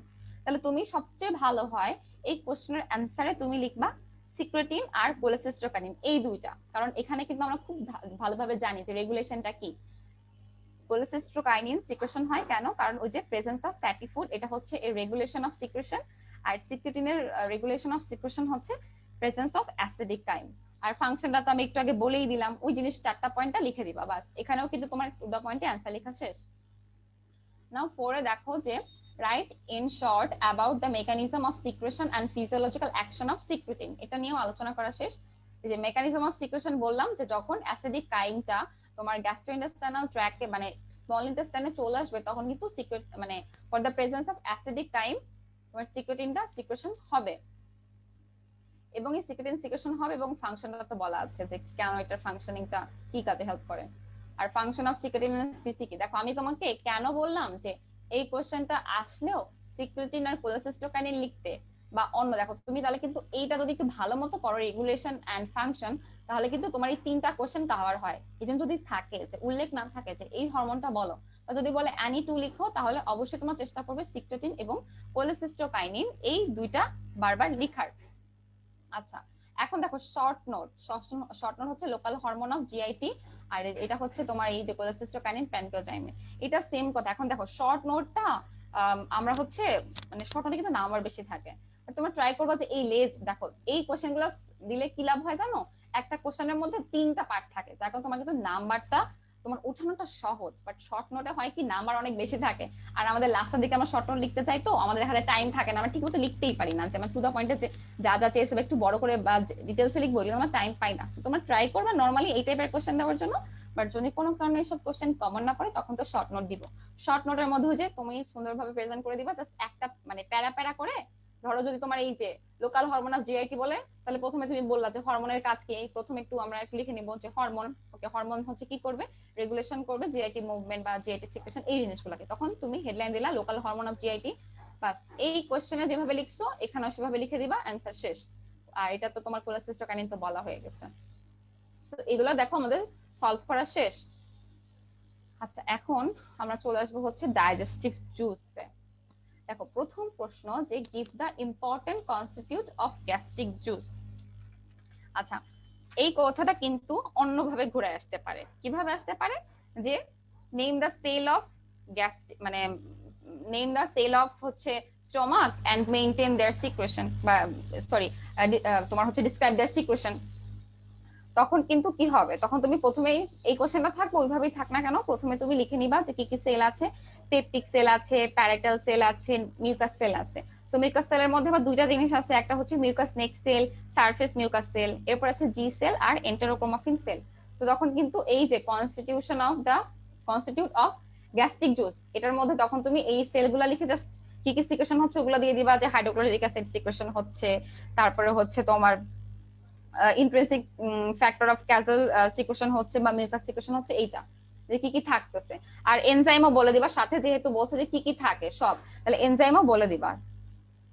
R give the composition of bile. আচ্ছা, এটা একটা অনেক ইম্পর্টেন্ট প্রশ্ন রিটেনের জন্য, কারণ বাইল না রিটেনে অনেক বেশি আসে। সো দেখো বাইল নিয়ে কিন্তু ওদিন আমরা অনেক আলোচনা করেছিলাম।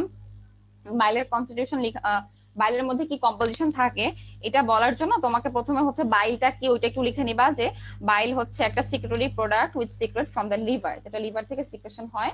তখন এখানে বলে দিলা কি কি থাকে, যে তোমার ওয়াটার থাকে, বাইল সল্ট থাকে, বিলিরুবিন থাকতেছে, তারপর কোলেস্ট্রল থাকতেছে, এই কথাগুলো লিখবা। এবং এটা একটু চেষ্টা করবা এইভাবে লিখার জন্য, বাইল সল্টটা লিখে নাম লিখে দিবা যে কি কি থাকে, যে sodium taurocholate, potassium টাউরোকোলেট, sodium glycocholate, potassium glycocholate, এইভাবে বাইল সল্টের নাম লিখে দেওয়ার চেষ্টা করবা। এরপর পিগমেন্ট দিয়ে এইভাবে লিখতে পারো যে পিগমেন্টের মধ্যে কি থাকতে পারে, বিলিরুবিন থাকতে পারে, বিলিভার্ডিন থাকতে পারে, তাই না? তো এইভাবে এই কথাগুলো লিখে পাশে ভিতরে একটু লিখে দিবা যে বাইল সল্ট কি কি থাকতেছে বা পিগমেন্ট কি কি থাকতেছে। আচ্ছা, এরপর চলে আসি আমরা describe the function of saliva. এটা কিন্তু ভাইবার একটা মেজর প্রশ্ন। ভাইবাতে তোমাকে আমি বলেছিলাম যে তোমাকে অনেক সময় জিজ্ঞেস করে যে এখন কথা বলছো তো এটার স্যালাইভা কি হেল্প করতেছে। এটা যেমন ভাইবার জন্য ইম্পর্টেন্ট, তেমনি যে মেকানিক্যাল ফাংশনটা ইম্পর্টেন্ট। তো মেকানিক্যাল ফাংশনের মধ্যে আমি বলেছিলাম, তুমি তাহলে যে দেখো যখন তোমার ফাংশন অফ স্যালাইভা আসবে তখন তুমি কিভাবে লিখবা, প্রথমে লিখলা যে স্যালাইভা হচ্ছে একটা কালারলেস ফ্লুইড যেটা সিক্রেট হয় ফ্রম দা স্যালাইভারি গ্ল্যান্ড। তখন চলে আসবে ফাংশন অফ স্যালাইভা, এক কথা লিখে দাও ফাংশন অফ স্যালাইভা লিখে, তখন 1 নাম্বার দিয়ে লিখো মেকানিক্যাল ফাংশন। চেষ্টা করবো পয়েন্ট আকারে লিখতে, পয়েন্ট আকারে লিখলে হয় কি টু দা পয়েন্টে লিখলে টিচাররা যেহেতু অনেক খাতা দেখে, তাদের একদম মানে এক দেখায় কিন্তু বুঝে যায় তুমি কি লিখছো ভিতরে। সো টিচাররা কিন্তু খুব ইজিলি যখন খাতাটা দেখতে পারে তখন কিন্তু তোমার নাম্বারটাও বেশি আসে। তো চেষ্টা করবো পয়েন্ট করে দেওয়ার জন্য যে মেকানিক্যাল ফাংশন দিবা, তারপর টেস্টে কি হেল্প করছে, বা ডাইজেস্টিভ কি ফাংশন আছে, এক্সক্রিটরি কি ফাংশন আছে, বাফারিং কি ফাংশন আছে, এই জিনিসগুলো এগুলো নিয়ে কিন্তু আমরা অলরেডি আলোচনা করেছি। তো এইভাবে চেষ্টা করবা টু দা পয়েন্টে লেখার জন্য। আর যদি শুধু মেকানিক্যাল ফাংশন বলে তাহলে ওই প্রথম ওই কথাটা লিখে নিবা যে সালাইভা সিক্রেট হয় ফ্রম দ্য সালাইভারি গ্ল্যান্ড। এরপর চলে আসবা হেডলাইন দিবা যে মেকানিক্যাল ফাংশন, মেকানিক্যাল ফাংশনের মধ্যে লিখে দিবা যে তোমার হেল্পস ইন স্পিচ বা ফ্যাসিলিটেট সোয়ালোইং হইতে পারে, বা অ্যাক্ট অ্যাজ এ লুব্রিকেন্ট, এই কথাগুলা এই জায়গাতে লেখার চেষ্টা করবা মেকানিক্যাল ফাংশনে। আচ্ছা, আর discuss the regulation of saliva secretion. এইটা কিন্তু তোমাদেরকে আমি মনে আছে যে ভাইবার দিন কিন্তু বলছিলাম যে এটা কোনোভাবেই তোমরা অন্য জায়গা থেকে পড়বে না, আর এটা তোমরা টিচারের যেই লেকচার ওটা ফলো করবে, অথবা কি কি করবা, ডায়েটনে যেভাবে দেওয়া আছে একটু পয়েন্ট করে ওইটা দেওয়ার চেষ্টা করবা। তো দেখো এখানে প্রথমে কথাটা লিখে নিবা যে সালাইভারি সিক্রেশনটা একদম completely controlled by the neural মানে নিউরাল ইনফ্লুয়েন্স। এখানে কোনো হরমোনাল জিনিস লিখবা না। তার নিউরালের মধ্যে আমি বলেছিলাম প্যারাসিম্প্যাথেটিক, তাই না, মনে আছে যে প্যারাসিম্প্যাথেটিক গিয়েছিলাম। তারপরে হচ্ছে বলেছিলাম যে অনেক সময় ফুডের কোয়ালিটির উপর ডিপেন্ড করে এক এক ধরনের সিক্রেশন হয়। তারপরে হচ্ছে বলছেন যে ব্লাড সাপ্লাইয়ের উপর ডিপেন্ড করে, কারণ ব্লাড সাপ্লাই নিউট্রিশনটা সাপ্লাই দেয় তোমার হচ্ছে গিয়ে যেই মানে প্যারাটারি সাবম্যান্ডিবুলার সাবলিঙ্গুয়াল গ্ল্যান্ড আছে সেই জায়গাটায়। তো ওই দিক থেকে দেখতে গেলে কিন্তু এই কথাগুলো ওইখানে লেখা ট্রাই করবো। ওই দিন আমি যেভাবে পয়েন্টগুলো বলেছিলাম সেম ভাবে 1 নম্বর পয়েন্ট দিয়ে প্যারাসিম্পাথেটিক দিবা, 2 নম্বর পয়েন্ট দিয়ে লিখবা যে তোমার হচ্ছে গিয়ে কোয়ালিটি অফ ফুড, এইভাবে ট্রাই করবা। আচ্ছা একটু আজান দিচ্ছে, আমি তোমাদের কাছ থেকে 2 মিনিট ব্রেক নিব যেহেতু আজান দিচ্ছে।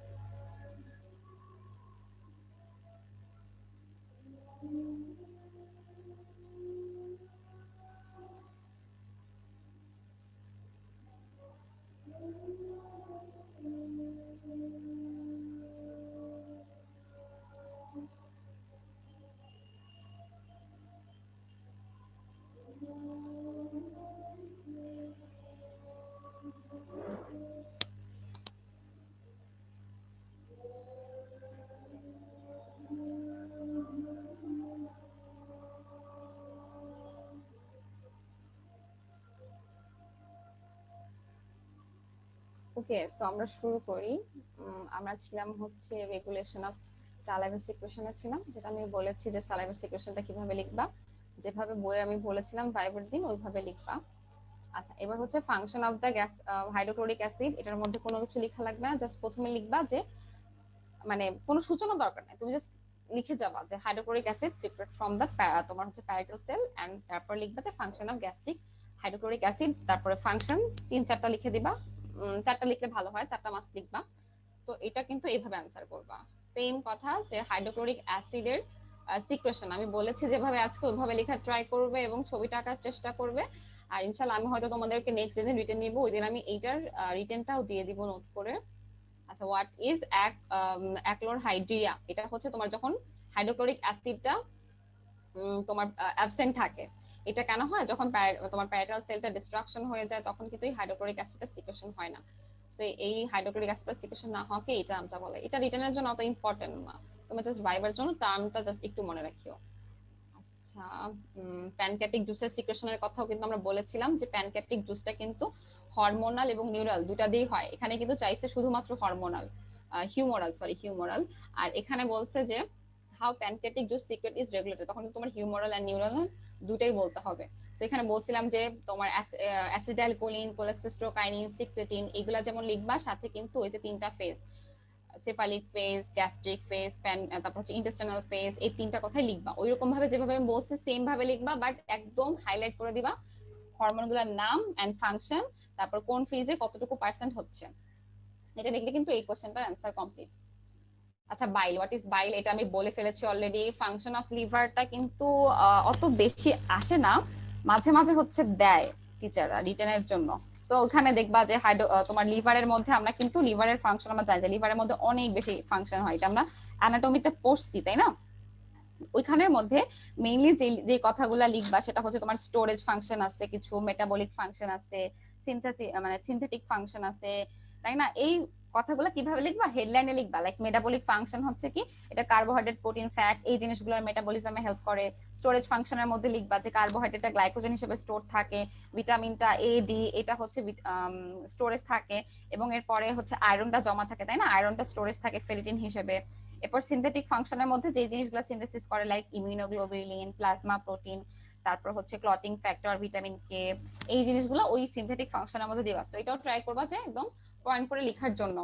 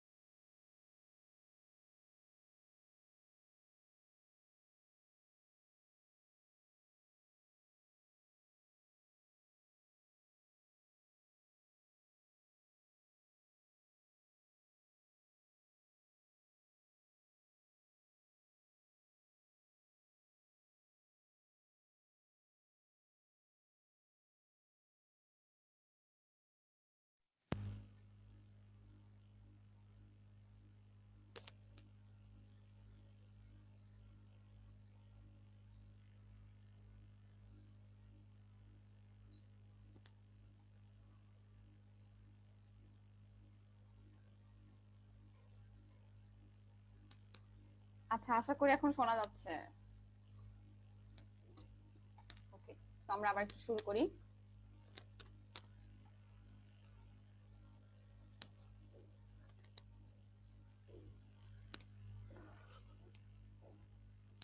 আচ্ছা, তো আমরা এই কোশ্চেনে ছিলাম, লিভারের কথা বলা হয়েছে, এন্টারোহেপাটিক সার্কুলেশনও ওইটা বলা হয়েছিল যে এন্টারোহেপাটিক সার্কুলেশনের মধ্যে তোমরা আমি যেভাবে বলছি ওইটা একটু ফলো করার চেষ্টা করবা, গাইডের কথা না লিখে ওইভাবে লিখে জাস্ট ছবিটা এঁকে দিবা। ছবিটা একটু দেখিও যে ছবিটা যেখান থেকে তোমরা যে কোনো একটা ছবি এঁকে দিবা, মানে তোমরা যদি গাইড ফলো করো গাইডেরও ছবি পাবা, আবার বইয়ে থাকলে বইয়েও ছবি পাবা। আর সাকাস এন্টেরিকাস এটা কিন্তু অনেক একটা ইম্পর্টেন্ট শর্ট নোট যে সাকাস এন্টেরিকাস সম্বন্ধে আসে। সো সাকাস এন্টেরিকাসটা কি? এটা হচ্ছে সিক্রেশন ফ্রম দা তোমার হচ্ছে ইন্টেস্টাইন, মানে তাহলে ইন্টেস্টাইনে কি হয়, ওখানে হচ্ছে কিছু ব্রুনার্স গ্ল্যান্ড থাকে এবং ওখান থেকে কিছু কিন্তু মিউকাসও যেমন সিক্রেশন হয় সেরকম ভাবে কিন্তু এনজাইমও সিক্রেশন হয়। সো এই এনজাইম গুলা লিখবা, কি কি এনজাইম সিক্রেশন হয় ডাইজেস্টিভ ফাংশনের মধ্যে, যে প্রোটিন প্রোটিওলাইটিক এনজাইম বা অ্যামাইলোলাইটিক এনজাইম আছে, লাইপোলাইটিক এনজাইম। জাস্ট এই কথাটা মেইনলি লিখবা যে সাকাস এন্টেরিকাস কোথা থেকে সিক্রেশন হচ্ছে, সেটা হচ্ছে Brunner's gland. So Brunner's gland থেকে এরপর লিখে ওখানে বলবা যে দুইটা জিনিস সিক্রেশন হচ্ছে, হাইড্রোক্লোরিক অ্যাসিডের সিক্রেশন হয়, আবার মিউকাসের সিক্রেশন হয়। এরপর চলে গেলে ডাইজেস্টিভ ফাংশনে, বাস এতটুকু লিখলেই শেষ কোশ্চেনটা। Digestive juice with their daily secretion. Okay, so এই ডাইজেস্টিভ জুসে প্রথমে হচ্ছে কি করবা, এত কিছু না লিখে জাস্ট এরকম দুইটা রো করবা। এখানে লিখবা ডাইজেস্টিভ জুস, আর এই পাশে লিখবা হচ্ছে ডেইলি সিক্রেশন। লিখলা ধরো স্যালাইভা, স্যালাইভা কতটুকু সিক্রেশন হয় অ্যারো দিয়ে লিখে দিলা। তারপর হচ্ছে গিয়ে তোমার গ্যাস্ট্রিক জুস কতটুকু সিক্রেশন হয়, তারপর বাইল কতটুকু সিক্রেশন হয়, তারপর হচ্ছে গিয়ে তোমার প্যানক্রিয়াটিক জুস কতটুকু সিক্রেশন হচ্ছে, এই কথাটা একদম ওইভাবে লিখে দিবা, আর কিছু লেখা লাগবে না। আচ্ছা, discuss how gastric juice secretion is regulated বলা হয়েছিল ইয়ার ভাইবার ক্লাসে, যে তিনটা ফেজ খালি উল্লেখ করবা। এটা হচ্ছে cephalic phase, gastric phase and হচ্ছে ইন্টেস্টাইনাল ফেজ। সেফালিক ফেজে 30%, গ্যাস্ট্রিক ফেজে 60%, ওই কথাটা লিখবা। আর মেকানিজম তো আমি আগের দিন ডিসক্রাইব করে দিয়েছি। আচ্ছা, what is the role of, এটা হচ্ছে তোমার histamine receptor blocker in gastric hydrochloric secretion. এটা আসলে একটা মানে থার্ড ইয়ার টাইপের কোয়েশ্চেন হয়ে গেছে, মানে ফোর্থ ইয়ারে যারা প্যাথোলজিতে পড়ে। কিন্তু তোমাদের একটু জেনে রাখো যে এই যে মানে এটা হচ্ছে তোমার হিস্টামিন রিসেপ্টর, তাই না? Histamine receptor blocker. ব্লকার দেওয়ার উদ্দেশ্য হচ্ছে ওই রিসেপ্টরটা কাজ করবে না। এখন আমি ওদিন বলেছিলাম যে যখন অ্যাসিটাইলকোলিন আসে, মাঝে মাঝে অ্যাসিটাইলকোলিন সরাসরি রিসেপ্টরের সঙ্গে বাইন্ড করে হাইড্রোক্লোরিক অ্যাসিড সিক্রেশন করে, অথবা কি করে, এটা কি করে, যে হিস্টামিন, যেটা হিস্টামিনটা চলে যায় প্যারাটাল সেলের মধ্যে, যে হিস্টামিনের বাইন্ডিং সাইট আছে ওই সাইটে, যে তখন কিন্তু ও হাইড্রোক্লোরিক অ্যাসিড সিক্রেশন করে। এখন তুমি ভাবো, যদি ওই রিসেপ্টরটাকে যদি আমি ব্লক করে দেই বাই দা তোমার যে H2 রিসেপ্টর ব্লকার, তখন কিন্তু হিস্টামিনটা আর ওই প্যারাটাল সেলে এসে লাগতে পারবে না, যার কারণে কিন্তু তখন আর হাইড্রোক্লোরিক অ্যাসিডটা আর সিক্রেশন হবে না। এটাই হচ্ছে কথা, যে যখন এই ব্লকারটা আমি দিয়ে দিব তখন কিন্তু আর হাইড্রোক্লোরিক অ্যাসিড সিক্রেশন হয় না। এটা মেইনলি যখন আমাদের অ্যাসিডিটি হয় তখন আমরা যে ওষুধগুলো খাই ওই ওষুধগুলো এই মেকানিজমে কাজ করে। আচ্ছা, what are the bile acid and bile salt, এটা কিন্তু বলেছিলাম যে বাইল সল্ট হচ্ছে sodium glycocholate, sodium taurocholate, potassium glycocholate, potassium taurocholate. আর যদি আসে তোমার হচ্ছে গিয়ে বাইল অ্যাসিড, তখন দুইটা জিনিস দিয়ে দিবা, একটা হচ্ছে কোলিক অ্যাসিড আর হচ্ছে সিনোডিঅক্সিকোলিক অ্যাসিড। এটার পাশাপাশি সাথে লিখে দিতে পারো ডিঅক্সিকোলিক অ্যাসিড বা লিথোকোলিক অ্যাসিড, এই চারটা নাম দিয়ে দিবা, বাস কোশ্চেন শেষ। একদম টু দা পয়েন্ট অ্যান্সার করবা, যা চাবে তাই লিখবা পরীক্ষা প্রফের মধ্যে। শর্ট নোট অন পোস্ট অ্যালকালিটাইড, আচ্ছা এটা আমি ওইদিন বলছিলাম, তো এটা মাঝে মাঝে তোমার শর্ট নোট হিসেবে দিয়ে দেয়। পোস্ট অ্যালকালিটাইডটা আমি বলছিলাম যে যেহেতু আমার হচ্ছে কি যে হাইড্রোক্লোরিক অ্যাসিডে, যখন আমি দেখলাম কিছুক্ষণ আগে যে হাইড্রোক্লোরিক অ্যাসিডের সিক্রেশনে যে একটা হাইড্রোজেন আয়ন সিক্রেশনের জন্য একটা কিন্তু বাইকার্বনেট আয়ন চলে যায় ব্লাডে। সো খাওয়ার পরে যখন হাইড্রোক্লোরিক অ্যাসিডটা অনেক বেশি সিক্রেশন হচ্ছে, তখন কিন্তু ব্লাডের মধ্যে এই বাইকার্বনেটটা অনেক বেশি পরিমাণের অ্যাবজর্ব হয়ে যাচ্ছে, যার কারণে কি হচ্ছে তখন পোস্ট অ্যালকালিটাইড, মানে খাওয়ার পরে যেটা হয়, বা আমরা বলতে পারি পোস্ট প্যারান্ডিয়াল অ্যালকালিটাইড। এই কথাটা জাস্ট মেইন কথাগুলো লিখবা, যা বললাম এগুলো একটু গুছাই লিখে দিও তাহলেই হবে। ওকে, আচ্ছা name the movement of elementary track বলা হয়ে গেছে, বেসিক মুভমেন্ট অফ জিআইটি বলা হয়ে গেছে, এটাও বলা হয়ে গেছে, তাই না? এন্ট্রিক নার্ভাস সিস্টেম বলেছি, আর ফাংশনাল সিগনিফিকেন্সটা ওইভাবে লিখে দিবা যে মাইন্টারি প্লেক্সাস হচ্ছে কি ইন্ট্রিক, তোমার হচ্ছে increase the tone of contraction, তারপর হচ্ছে রিদম, মানে রিদমটাকে বাড়ায় দেয়। এই দেখো এই কয়েকটা পয়েন্ট কিন্তু সুন্দরভাবে তোমার ইয়াতে পাবা, গাইটনে পাবা, ওইখান থেকে ওই পয়েন্টগুলো লিখে দেওয়ার চেষ্টা করবা। প্যারাসিম্প্যাথেটিক ডিনার্ভেশন অফ জিআইটি, দেখো এটা কিন্তু ভাইবার একটা ক্রিটিক্যাল প্রশ্ন। প্যারাসিম্প্যাথেটিক যদি আমি ইনার্ভেশন মানে ডিনার্ভেশন মানে আমি যদি প্যারাসিম্প্যাথেটিক যে স্টিমুলেশনটা ওটা যদি সরাই নেই, তখন কিন্তু গ্যাস্ট্রোইন্টেস্টাইনাল ট্র্যাকে আর কোনো কাজ হবে না, সালাইভাও হবে না, কোনো কিছুই হবে না, মানে সালাইভা সিক্রেশন হবে না, তারপরে হচ্ছে তোমার এই যে হস্ট্রেশন এগুলো কিন্তু হচ্ছে না, কারণ আমরা জানি যে জিআইটির সবকিছু কাজ করে হচ্ছে প্যারাসিম্প্যাথেটিক। তখন তুমি বলে দেবে সিম্পলি যে যদি আমি প্যারাসিম্প্যাথেটিক নার্ভগুলোকে সরাই ফেলি বা ডিনার্ভেশন করি, তখন কিন্তু আমার সিম্প্যাথেটিকটা থাকবে, বাট সিম্প্যাথেটিকটা জিআইটির উপর কোনো মানে ইফেক্টিভ কোনো কাজ করবে না, যার কারণে তখন কিন্তু আমার যে নরমাল যে ডাইজেশন, অ্যাবজর্পশন, পেরিস্টালসিস এইগুলো হবে না। Describe the pharyngeal stage of deglutition, এটা কিন্তু আমি অলরেডি আলোচনা করে ফেলেছি তোমাদের। Give the function of stomach, আচ্ছা গিভ দ্য ফাংশন অফ স্টমাকের মধ্যে তুমি কি করবা, আলাদাভাবে লিখে দিন। তোমার এখানে কিন্তু হাইড্রোক্লোরিক অ্যাসিডের যে ফাংশনগুলো আমি তোমাকে বললাম ওইগুলোও কিন্তু এখানে অ্যাড করবা। কিভাবে অ্যাড করবা আমি বলে দিচ্ছি। প্রথমে ধরো তুমি ডাইজেস্টিভ ফাংশন লিখলা, তখন ওইখান থেকে আমরা জানি যে প্রোটিনের ডাইজেশন, মানে প্রোটিন ডাইজেশনের জন্য যে এনজাইম লাগে সেটা আমরা পাই, তাই না? পেপটিন পাই, পেপসিন আর হচ্ছে রেনিন পাই। তো এগুলা কিভাবে কাজ করে ওইটা লিখে দিলা। এরপরে হচ্ছে চলে যাওয়া হচ্ছে হাইড্রোক্লোরিক অ্যাসিডের ফাংশনে, ওখান থেকে 3টা পয়েন্ট লিখবা হাইড্রোক্লোরিক অ্যাসিডের ফাংশন। তারপর ইন্ট্রিনসিক ফ্যাক্টর অফ ক্যাসেলের ফাংশন কি, এটা হচ্ছে অ্যাবজর্পশন অফ ভিটামিন বি12, এই কথাটা লিখলা। তারপর লিখলা যে লুব্রিকেটিং ফাংশন, মানে যে মিউকাস নেক্স সেল ছিল ওখান থেকে মিউকাস সেল, মানে মিউকাস সিক্রেশন হচ্ছে, যেটা হচ্ছে তোমার ওই যে তোমার গাট ওয়ালকে প্রিভেন্ট করতেছে, মানে একটা তোমার হচ্ছে ডিফেন্সিভ মেকানিজমে হেল্প করতেছে, যাতে এটা অ্যাসিডের মাধ্যমে আর ক্ষতিগ্রস্ত না হয়। এই কয়েকটা পয়েন্টে টু দা পয়েন্টে লিখে দিবা। গ্যাস্ট্রিক এমপিটিং রেগুলেশন, এটাও বলেছি ভাইবার দিনে, মনে আছে?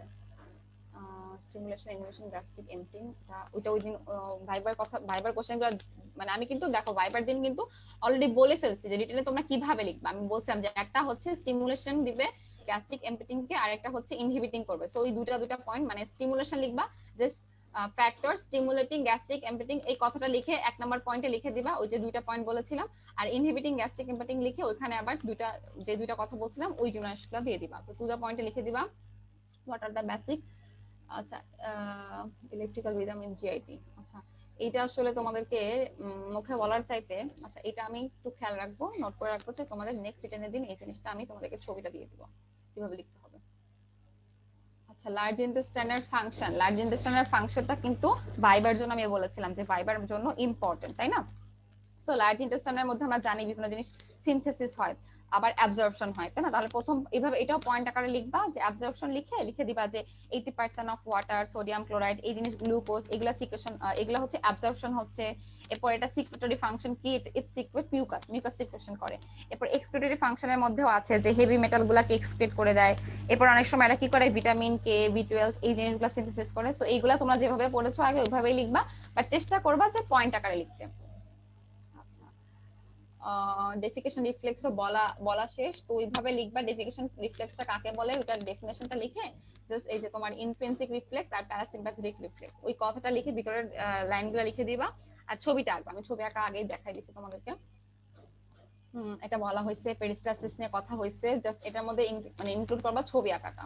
এন্টারিক নার্ভাস সিস্টেমও দেখানো হয়ে গেছে প্রথম স্লাইডের মধ্যে, ফ্যারেঞ্জিয়াল স্টেজও দেখানো হয়ে গেছে প্রথম স্লাইডের মধ্যে, মোটর ফাংশন অফ স্টোমাক। আচ্ছা, মোটর ফাংশন অফ স্টোমাক কিন্তু আমি ইসের দিন আলোচনা করেছিলাম, মানে ফার্স্ট ক্লাসের দিন, যে এটার মধ্যে তোমার তিনটা জিনিস আছে, তাই না? যে একটা হচ্ছে ও কি করে, স্টোর করে রাখে খাবারটাকে, স্টোরেজ ফাংশন আছে একটা, আর একটা হচ্ছে মিক্সিং ফাংশন আছে বা মেকানিক্যাল ফাংশন, আর একটা হচ্ছে স্লো এম্পটিং।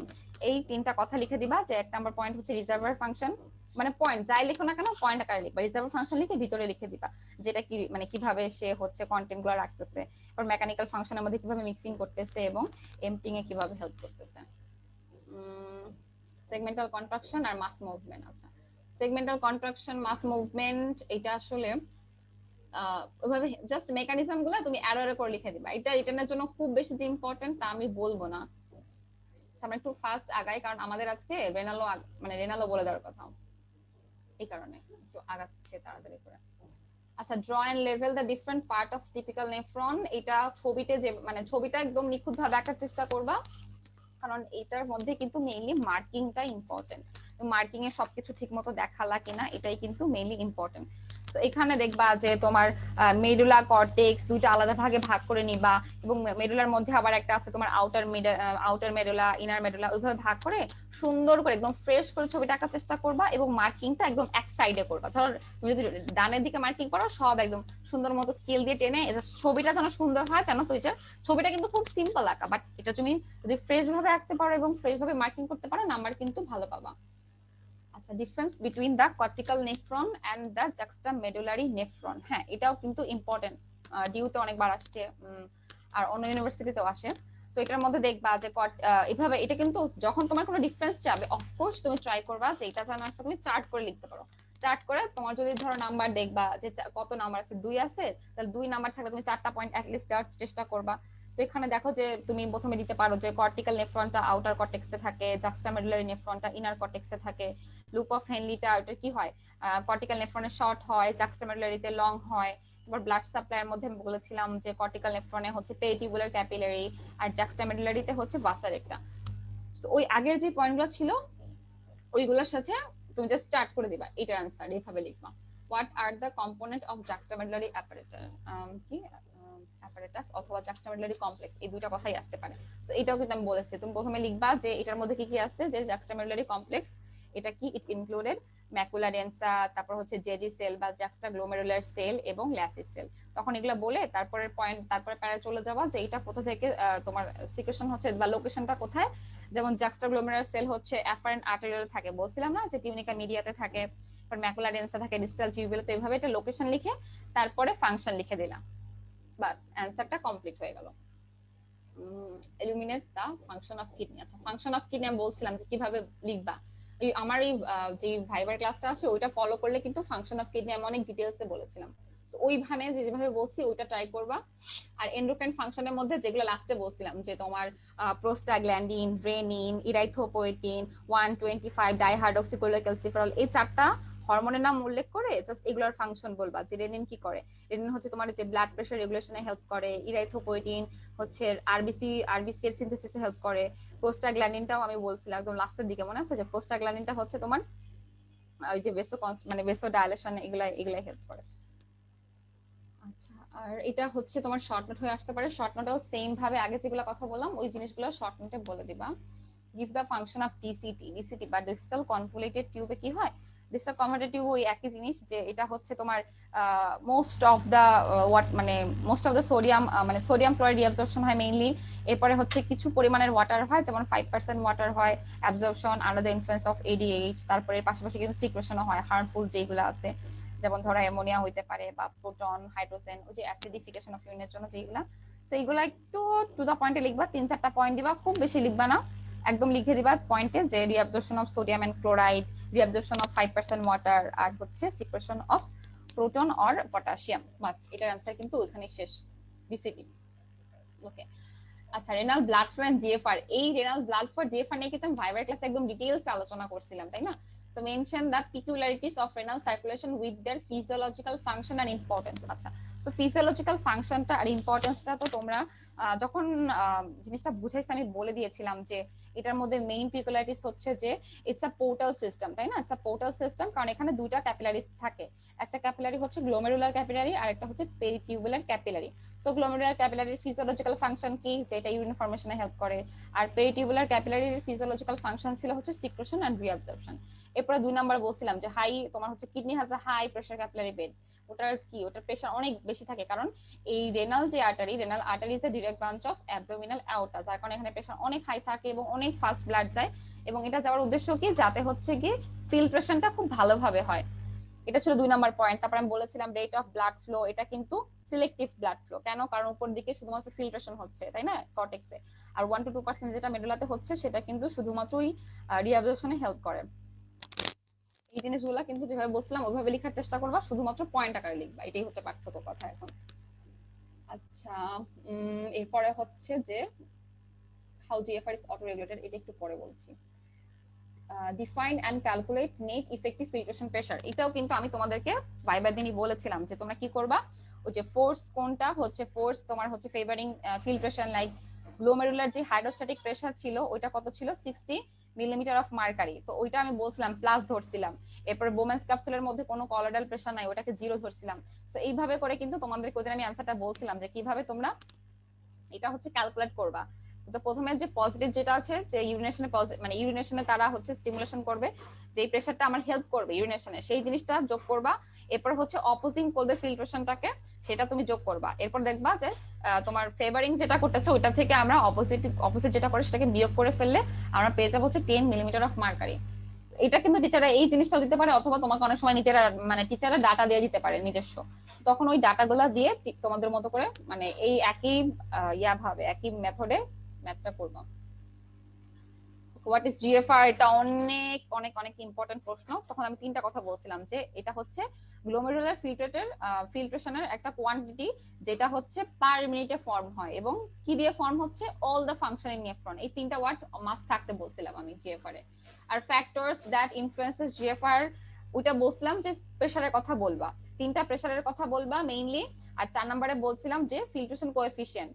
আর এরপর যদি তুমি লিখতে চাও আরো, তখন হচ্ছে আমি লাস্ট ক্লাসে বলছিলাম যে সিম্প্যাথেটিক স্টিমুলেশন, তারপরে হচ্ছে কিছু হরমোনের কথা বলেছিলাম, ইপিনেফ্রিন, নন ইপিনেফ্রিন, এন্ডোথেলিন, ওই কথাগুলো তুমি চাইলে অ্যাড করতে পারো। বাট মাস্ট যেটা ইম্পর্টেন্ট সেটা হচ্ছে এই যে গ্লোমেরুলার ক্যাপিলারি যে হাইড্রোস্ট্যাটিক প্রেসার, গ্লোমেরুলার ক্যাপিলারির colloidal osmotic pressure and Bowman's ক্যাপসুলের হাইড্রোস্ট্যাটিক প্রেসার, এইগুলোর সাথে যে রিলেশন সেটা অবশ্যই উল্লেখ করতে হবে। আচ্ছা, ওয়াই ইজ ইট, আচ্ছা এটা এটা একটু ডিসকাস করার বিষয়, তো আজকে এটা একটু স্কিপ করছি। draw and level the glomerular membrane। আচ্ছা, এটা একটু করবা, এটা আসলে এটা একটা ফ্রেশ একটা ছবি আঁকতে হবে। তোমরা এটার ছবি অবশ্যই গাইডলাইন ফলো করবা এটার ছবি আঁকার জন্য। আমাদের টিচাররা আমাদের মেডিকেল সোহরাওয়ার্দীর আমাদের কিন্তু যে টিউটোরিয়াল টিচার ছিলেন, উনি আমাদেরকে এই গাইডলাইন থেকে যে ছবিটা আছে ওইটাই মানে আঁকানোর চেষ্টা করছেন, যে draw and level the glomerular membrane। কারণ এটা খুব সহজ, গাইডে খুব ইজি ভাবে দেওয়া, বাট ওইভাবে লিখলে অ্যাকচুয়ালি নাম্বার পাওয়া যায় না। What is filtration fraction, filtration fraction এগুলো সব কিন্তু আমি আগে ডিসকাস করেছি। ফিল্ট্রেশন ফ্র্যাকশন হচ্ছে একটা পার্সেন্টেজ, তাই না, percentage of renal blood flow যেটা পাস করবে। সো এটার মেকানিজমটা মানে হেডলাইনটা তোমাদের হচ্ছে সবার ডেফিনেশন কিন্তু এমনি মুখস্থ, তোমাদের এখানে এক্সট্রা কি অ্যাড করবা সেটা হচ্ছে ক্যালকুলেশন, মানে কি ইকুয়েশনটা ফলো করছো ওটা দিয়ে দিবা, যে ফিল্ট্রেশন ফ্র্যাকশনে আমি কিভাবে করতে পারি, আমি যদি জিএফআর কে ডিভাইড করি বাই রেনাল প্লাজমা ফ্লো এবং যে অ্যান্সারটা পাবো ওটাকে আমি পার্সেন্টেজে নিয়ে যাই, তাহলে আমি পেয়ে যাবো ফিল্ট্রেশন ফ্র্যাকশন। আচ্ছা, করে যাই যে if the plasma flow through the both kidney is 650। আচ্ছা আমাদের দেখো এখানে কি দেওয়া আছে, প্লাজমা ফ্লো দেওয়া আছে 650 মিলিলিটার পার মিনিট এবং জিএফআর দেওয়া আছে, তাই না? What will be the filtration fraction, মাত্রই বললাম যে ফিল্ট্রেশন ফ্র্যাকশনের ইকুয়েশন হচ্ছে GFR divided by renal plasma flow, আর এটাকে যে অ্যান্সারটা পাবো সেটাকে আমি পার্সেন্টেজে নিব, কিভাবে? বাই মাল্টিপ্লাইং ইট উইথ 100 দিয়ে আমি যদি মাল্টিপ্লাই করে দিই তখন তুমি পার্সেন্টেজে অ্যান্সারটা পেয়ে যাবো। সো এখানে দেখো ম্যাথমেটিক্যাল জাম, এটা কিন্তু বহুত অস্পির জন্য খুব ইম্পর্টেন্ট একটা প্রশ্ন, এবং এটা কিন্তু রিটেনের জন্য একদম তুমি মানে ফুল মার্ক পাবা, ছাক্কা নাম্বার। তো এরকম যদি ম্যাথমেটিক্যাল কোনো কোয়েশ্চেন আসে মাস্ট ট্রাই করবা ওই জিনিসগুলো অ্যান্সার করার জন্য। আচ্ছা define plasma load, plasma load এগুলো কিন্তু আমি ওই দিন বলেছি এবং কিভাবে লিখতে হবে সেটাও বলছি, যে প্লাজমা লোডের ডেফিনেশন লিখবা, ইকুয়েশন লিখবা আর ইম্পর্টেন্স। এই প্লাজমা লোড বলো বা টিউবুলার লোড বলো বা টিউবুলার ম্যাক্সিমাম বলো বা রেনাল থ্রেশহোল্ড, তিন মানে মনে রাখবা প্যাটার্ন কি হবে, মনে হবে যে ডেফিনেশন লিখে দিবা, ইকুয়েশন লিখবা এবং ট্রাই করবা যে এরপর একটা ভ্যালু দিয়ে জাস্ট ইম্পর্টেন্সটাকে বুঝাই দেওয়ার। তো দেখো যেমন ধরো প্লাজমা লোড হচ্ছে, আমরা জানি যে প্লাজমা লোড হচ্ছে, এটা ম্যাথমেটিক্যাল টার্ম হচ্ছে প্লাজমা লোডকে যদি আমরা কি করি, যদি রেনাল প্লাজমা ফ্লোটাকে আমরা যদি plasma concentration of that substance দিয়ে মাল্টিপ্লাই করে দেই তাহলে কিন্তু এটা আমরা পাই। তো তুমি প্রথমে লিখে নিলা ডেফিনেশন, যেটা তোমরা সবাই অলরেডি পারো যেহেতু তোমাদের সামনে পরীক্ষা, মানে জানুয়ারি হোক ফেব্রুয়ারিতে হোক, যে plasma load of a substance কি মিন্স, এটা হচ্ছে টোটাল অ্যামাউন্ট অফ, যদি আমি that substance present in the plasma passing through both kidney in each minute, এই কথাটা আমরা সবাই জানি। সো এই কথাটা লিখে তারপর তুমি জাস্ট ইকুয়েশনটা দিয়ে দিবা এন্ড ইম্পর্টেন্স হিসেবে তুমি এক্সাম্পল দিয়ে দিবা, শেষ। As for tubular load or filtration load, এগুলা কিন্তু সেম ভাবে কোশ্চেনগুলো লিখবা, আমি জাস্ট প্যাটার্নটা বলে দিচ্ছি। টিউবুলার ট্রান্সপোর্ট, যে টিউবুলার ট্রান্সপোর্ট ম্যাক্সিমাম, এখানেও লিখবা সেম ভাবে, যে ডেফিনেশনটা লিখবা, এখানে তো ইকুয়েশন নাই তো এখানে লিখে দিবা যে ওই যে স্যাচুরেশন হয়ে যায়, আমি ভাইবার ক্লাসে বলেছিলাম যে স্যাচুরেশন হওয়ার কারণে কিন্তু এইটা একটা জায়গায় থেমে যায়, ক্যারিয়ারিং যে ক্যাপাসিটি মানে ট্রান্সফার করার যে ক্যাপাসিটি যেখানে থেমে যায় সেটাই হচ্ছে আমার সেই ম্যাক্সিমাম ভ্যালুটাই হচ্ছে টিউবুলার ট্রান্সপোর্ট ম্যাক্সিমাম। সো এই কথাটা উল্লেখ করে তারপর আমি বলেছিলাম ইম্পর্টেন্সটা আগে বলে দিয়েছিলাম যে যদি কোনো কারণে আমার মানে টিউবুলার লোডটা যদি টিএম ভ্যালুর চাইতে বেশি হয় তখন কিন্তু ওটা রিঅ্যাবজর্ব হয় না, যার কারণে ইউরিন দিয়ে এক্সক্রিট হয়ে যায়, এবং টিউবুলার লোড যদি ট্রান্সপোর্ট ম্যাক্সিমামের চাইতে কম হয় তখন কিন্তু পুরোপুরি অ্যাবজর্ব করে নিতে পারে।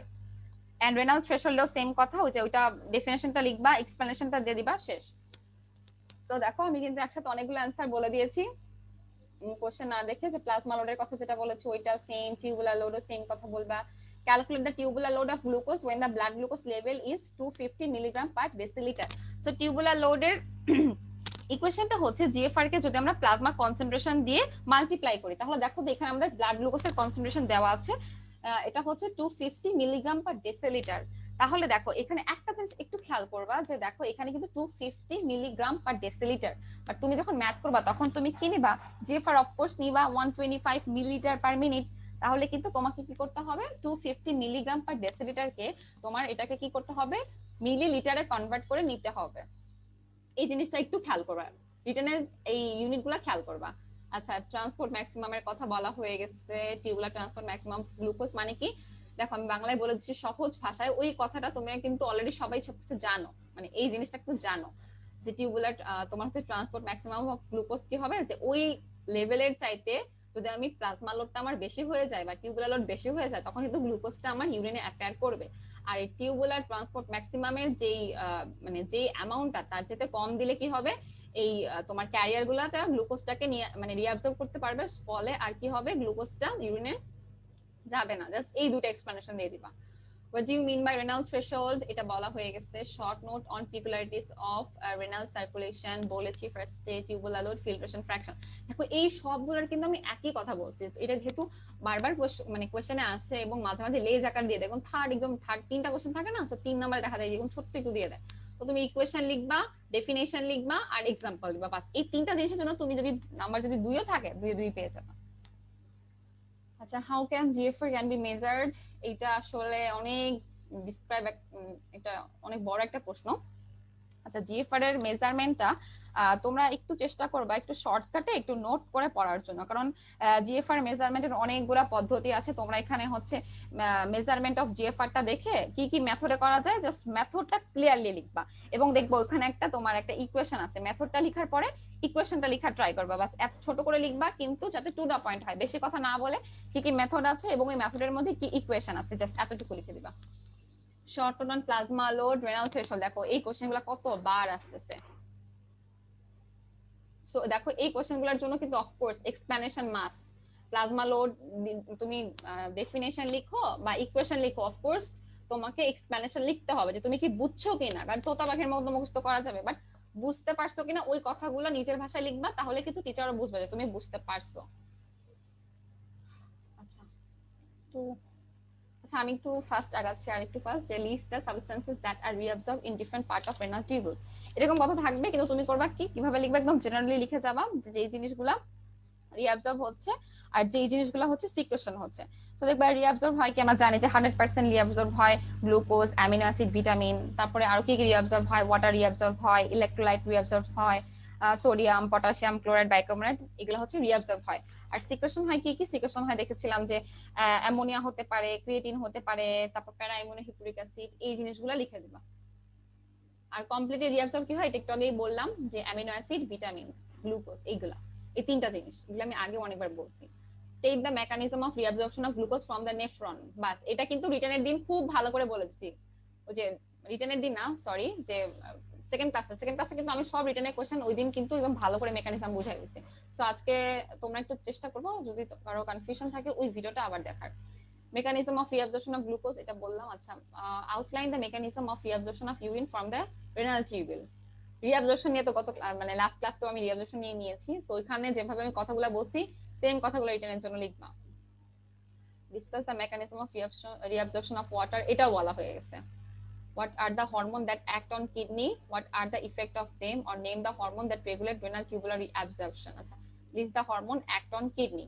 আচ্ছা দেখো, এখানে হরমোনের কথা বললে ওই যে জিএফআর এর জন্য যে জিনিসগুলো বলছিলাম না, যে জিএফআর এর জন্য প্রোস্টাগ্ল্যান্ডিন ছিল, তারপর হচ্ছে অ্যাড্রেনালিন, নন অ্যাড্রেনালিন, এই জিনিসগুলো যেভাবে আমি বলছিলাম ওই জিনিসগুলো ট্রাই করবো ওইভাবে একটু লেখার জন্য। এটা কিন্তু তোমাদের গাইডে নাই, বুঝছো, গাইডে খুব সম্ভবত গাইডে নাই, সো তোমরা আমার লেকচারটা ফলো করিয়া ওইটা থেকে তোমরা বই থেকে পড়ার চেষ্টা করিও। More question আর কি আছে, state the mechanism of sodium reabsorption at different part of renal tubules, এটাও বলা হয়ে গেছে। দেখো আমি কিন্তু দেখো এইগুলা কিন্তু তোমাদের লাস্ট ক্লাসে কিন্তু মেকানিজমটা যখন আমি পড়াচ্ছিলাম তখন কিন্তু একদম বলেই দিছিলাম যে তোমরা কিভাবে লিখবা, একদম বলেছিলাম যে এখানে এই কোশ্চেনটা এইভাবে লিখবা, ওই কোশ্চেনটা ওইভাবে লিখবা। তো এগুলো এখন কিন্তু আর ডিসকাস করার প্রয়োজন নাই, তোমরা জাস্ট কোশ্চেনগুলো নিজেরা নোট করে রাখিও যে কি কি ইম্পর্টেন্ট কোশ্চেন দেওয়া হয়েছে, এবং ওইগুলা ওই লেকচার থেকে দেখার ট্রাই করিও।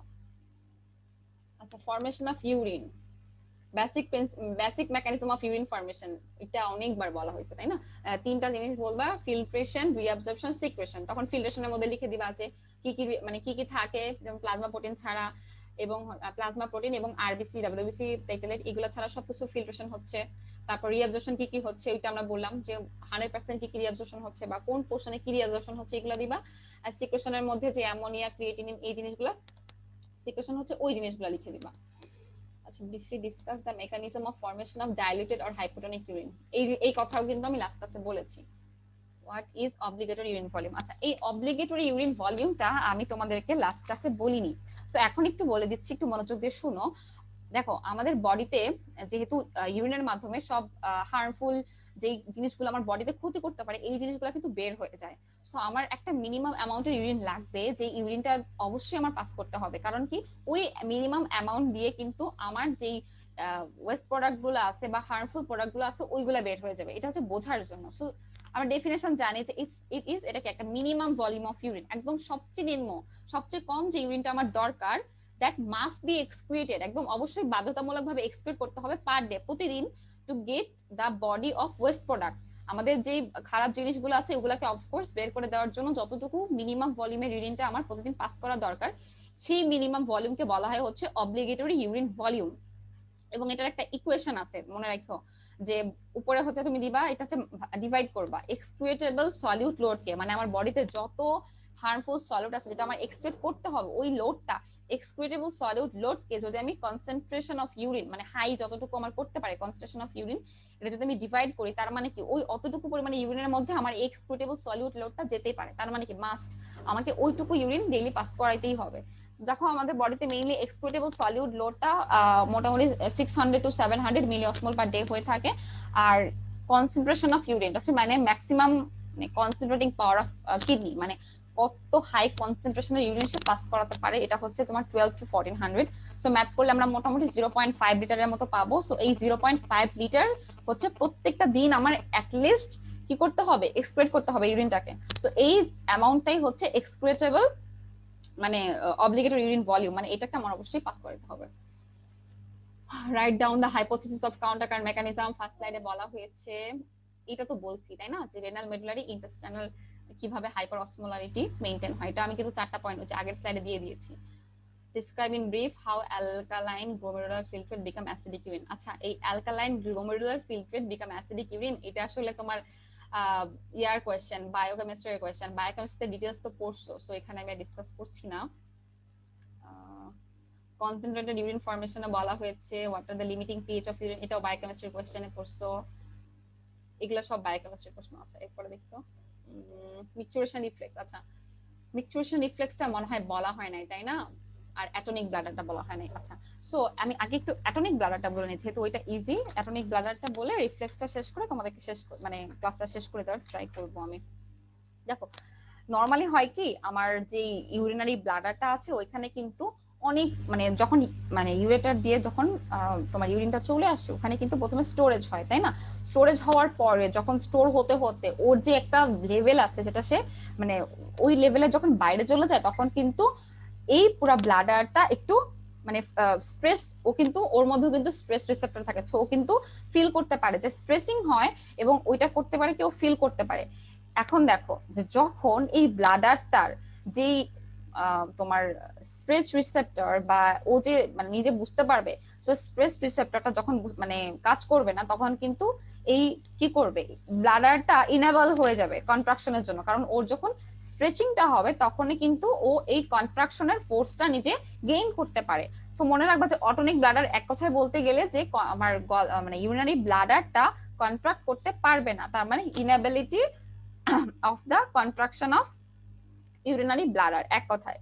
এরপর দেখবা মেকানিজমটা একটু তোমরা যদি একটু রিডিং দাও তাহলে পেরে যাবা।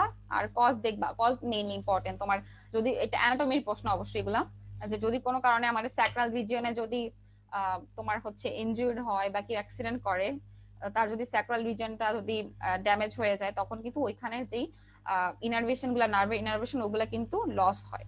যার কারণে কিন্তু দেখো মিক্সচুরেশন রিফ্লেক্সে দেখবো যে ওইখানে মেইনলি তোমার মিক্সচুরেশন রিফ্লেক্সটা স্যাক্রাল সেগমেন্টে রেগুলেটেড হয়। সো স্যাক্রাল সেগমেন্টই যদি নিজে ড্যামেজ হয়ে যায়, তখন কিন্তু আর ব্লাডারটা আগের মতো কাজ করতে পারে না, মিক্সচুরেশন রিফ্লেক্স যেরকম হওয়ার কথা ছিল ওরকম ভাবে হয় না।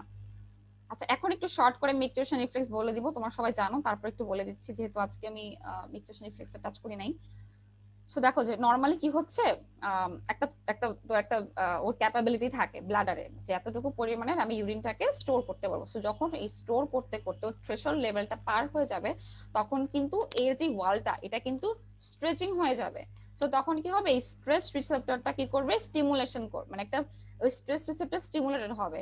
সো স্টিমুলেটেড হইলে তখন কিন্তু একটা অ্যাফারেন্ট সিগন্যাল চলে যাবে, অ্যাফারেন্ট সিগন্যাল চলে যাবে, সেন্সরি মানে অ্যাফারেন্ট সেন্সরি সিগন্যাল চলে যাবে, সেটা চলে যাবে কোথায়, স্যাক্রাল সেগমেন্টে, পেলভিক নার্ভ দিয়ে যাবে, এবং ওখান থেকে আবার এই স্পাইনাল কর্ড হয়ে তোমার হচ্ছে ইফারেন্ট সিগন্যালটা চলে আসবে বাই দ্য প্যারাসিম্প্যাথেটিক নার্ভ, এবং তখন এসে ইজিলি সে কন্ট্রাকশন করবে, কন্ট্রাকশন অফ দা ডাট্রুসার মাসেল, এই মাসেলটাকে কন্ট্রাকশন করবে, এবং এর পাশাপাশি যে ইন্টারনাল স্ফিংটার সেটাকে রিল্যাক্স করবে। জাস্ট তোমার ওই ডেফিকেশন রিফ্লেক্সের মতো, শুধু মনে রাখবা যে কোথায় যাচ্ছে, কত কত নাম্বারে যাচ্ছে, আর কোথা থেকে কি কোন নার্ভ দিয়ে আসতেছে। আর এরপরে কি হবে দেখো, যখন এরকম হচ্ছে যে কন্ট্রাকশন মানে কন্ট্রাকশন অফ ডাট্রুসার মাসেল করছে and relaxation of internal sphincter করছে, তখন কিন্তু মাঝে আবার আরেকটা তোমার ধরো যে তোমার যখন আরো বেশি ফুল হয়ে গেল, তখন কি হবে, এই রিফ্লেক্সটা কিন্তু আরো বেশি স্ট্রংলি কন্ট্রাকশন শুরু করবে। সো কন্ট্রাকশনটা শুরু করলে তখন কি হয়, তোমার এই কন্ট্রাকশনটা গ্রেটার হওয়ার কারণে, এবং তখন কিন্তু ওই যে আমার একটা এক্সটার্নাল ইউরেথ্রাল স্ফিংটার থাকবে যেটা পুডেন্টাল নার্ভ দিয়ে হচ্ছে সাপ্লাই হয়, তখন কিন্তু ওই তোমার নিজের মধ্যে যে ভলান্টারিলি যেই মানে ফিলটা আসবে, তার জন্য কিন্তু মিক্সচুরেশনটা হয়ে থাকে। তো দেখো এটা কিন্তু খুব বেশি, তুমি যদি ডিফিকেশন রিফ্লেক্সটা বুঝে থাকো, ডিফিকেশন রিফ্লেক্সের মতোই কিন্তু মিক্সচুরেশন রিফ্লেক্সটা। দেখো আসলে আসলে আমাদের কিন্তু ছোট মানে ক্লাসগুলো খুব সংক্ষিপ্ত আকারে নেওয়া হচ্ছে, কারণ হচ্ছে যে এটা তো রিভিশন ক্লাস, রিভিশন ক্লাসে আসলে এরকম সবগুলা টপিক যেভাবে বলার কথা ওইভাবে কিন্তু বলাটা পসিবল হয় না। ওকে, তো বলাটা এভাবে হয় না, বাট আমরা চেষ্টা করেছি যাতে খুব ছোট আকারে একটা দুটা ক্লাসের মধ্যে কিভাবে তোমাদেরকে একটা একটা মিনিমাম আইডিয়া দেওয়া যায়, যার কারণে তোমাদের প্রফের প্রিপারেশনটা যাতে আগের চাইতে আরো একটু ভালো হয়, বা তোমরা যদি একটু ফলো করো তোমরা একটু বেনিফিটেড হবে, এটা আমি বলতে পারি। অফকোর্স আমি বলতে পারি তোমরা যদি একটু ফলো করো অফকোর্স তোমরা আগের চাইতে প্রিপারেশনটা তোমাদের অনেক বেশি স্ট্রং হবে। তো তোমরা ট্রাই করো যে আমাদের যেহেতু এখন সবারই কলেজ অফ বা অনলাইনে অনেক জায়গাতে ক্লাস হচ্ছে না, তো আমাদের প্রিপারেশনটা কিন্তু আটকে আছে, বাট আমরা যদি আবার শুরু করতে পারি এরকম একটা প্ল্যাটফর্মের মাধ্যমে, বা তোমরা যে কোনো জায়গা থেকে হেল্প নিতে পারো, তো এইভাবে করলে কিন্তু তোমাদের যে অনেক দিনের একটা বইটা তোমার দূরে ছিল, অ্যাটলিস্ট এখন একটু হলেও তোমাদের কিন্তু পড়াটা কাছে আসবে। তোমরা যদি একটু এরকম ক্লাসগুলো করার ট্রাই করো, তো এটার জন্য কিন্তু অ্যাক্সিস মেডিকেল স্কুল কিন্তু আমার তরফ থেকে অনেক ধন্যবাদ, কারণ আমি নিজেও কিন্তু অনেক ভিডিও দেখে অনেক বেনিফিটেড হয়েছি, যেহেতু আমি নিজেও এখন পেন্ডেমিকের একটা সিচুয়েশনের মধ্যে আছি, পড়ালেখা থেকে অনেক দূরে আছি। সো আজকে রিটেন ক্লাসটা এতটুকুই থাকবে, আর নেক্সট আমাদের এন্ডোক্রাইনের রিভিউ ক্লাস হবে, ওটারও কিন্তু একদম রিভিউ শেষে আমাদের একটা রিটেন ক্লাস হবে। তো সবাই এখন ট্রাই করো বাসায় বসে একটু একটু করে পড়াশোনা করার, যেহেতু এখনো প্রফের 2 মাস বাকি আছে, বাট আমরা যদি সবাই একটু একটু করে শুরু করি তাহলে কিন্তু আমাদের যখন একদম প্রফটা চলে আসবে তখন কিন্তু আর মানে পড়ার ওই প্রেশারটা আগের মতো থাকবে না, তোমাদের জন্য ইজি হবে। ওকে, তো সবাই সুস্থ থাকো, ভালো থাকো, ইনশাল্লাহ নেক্সট ক্লাসে দেখা হবে, এবং আল্লাহ হাফেজ সবাইকে।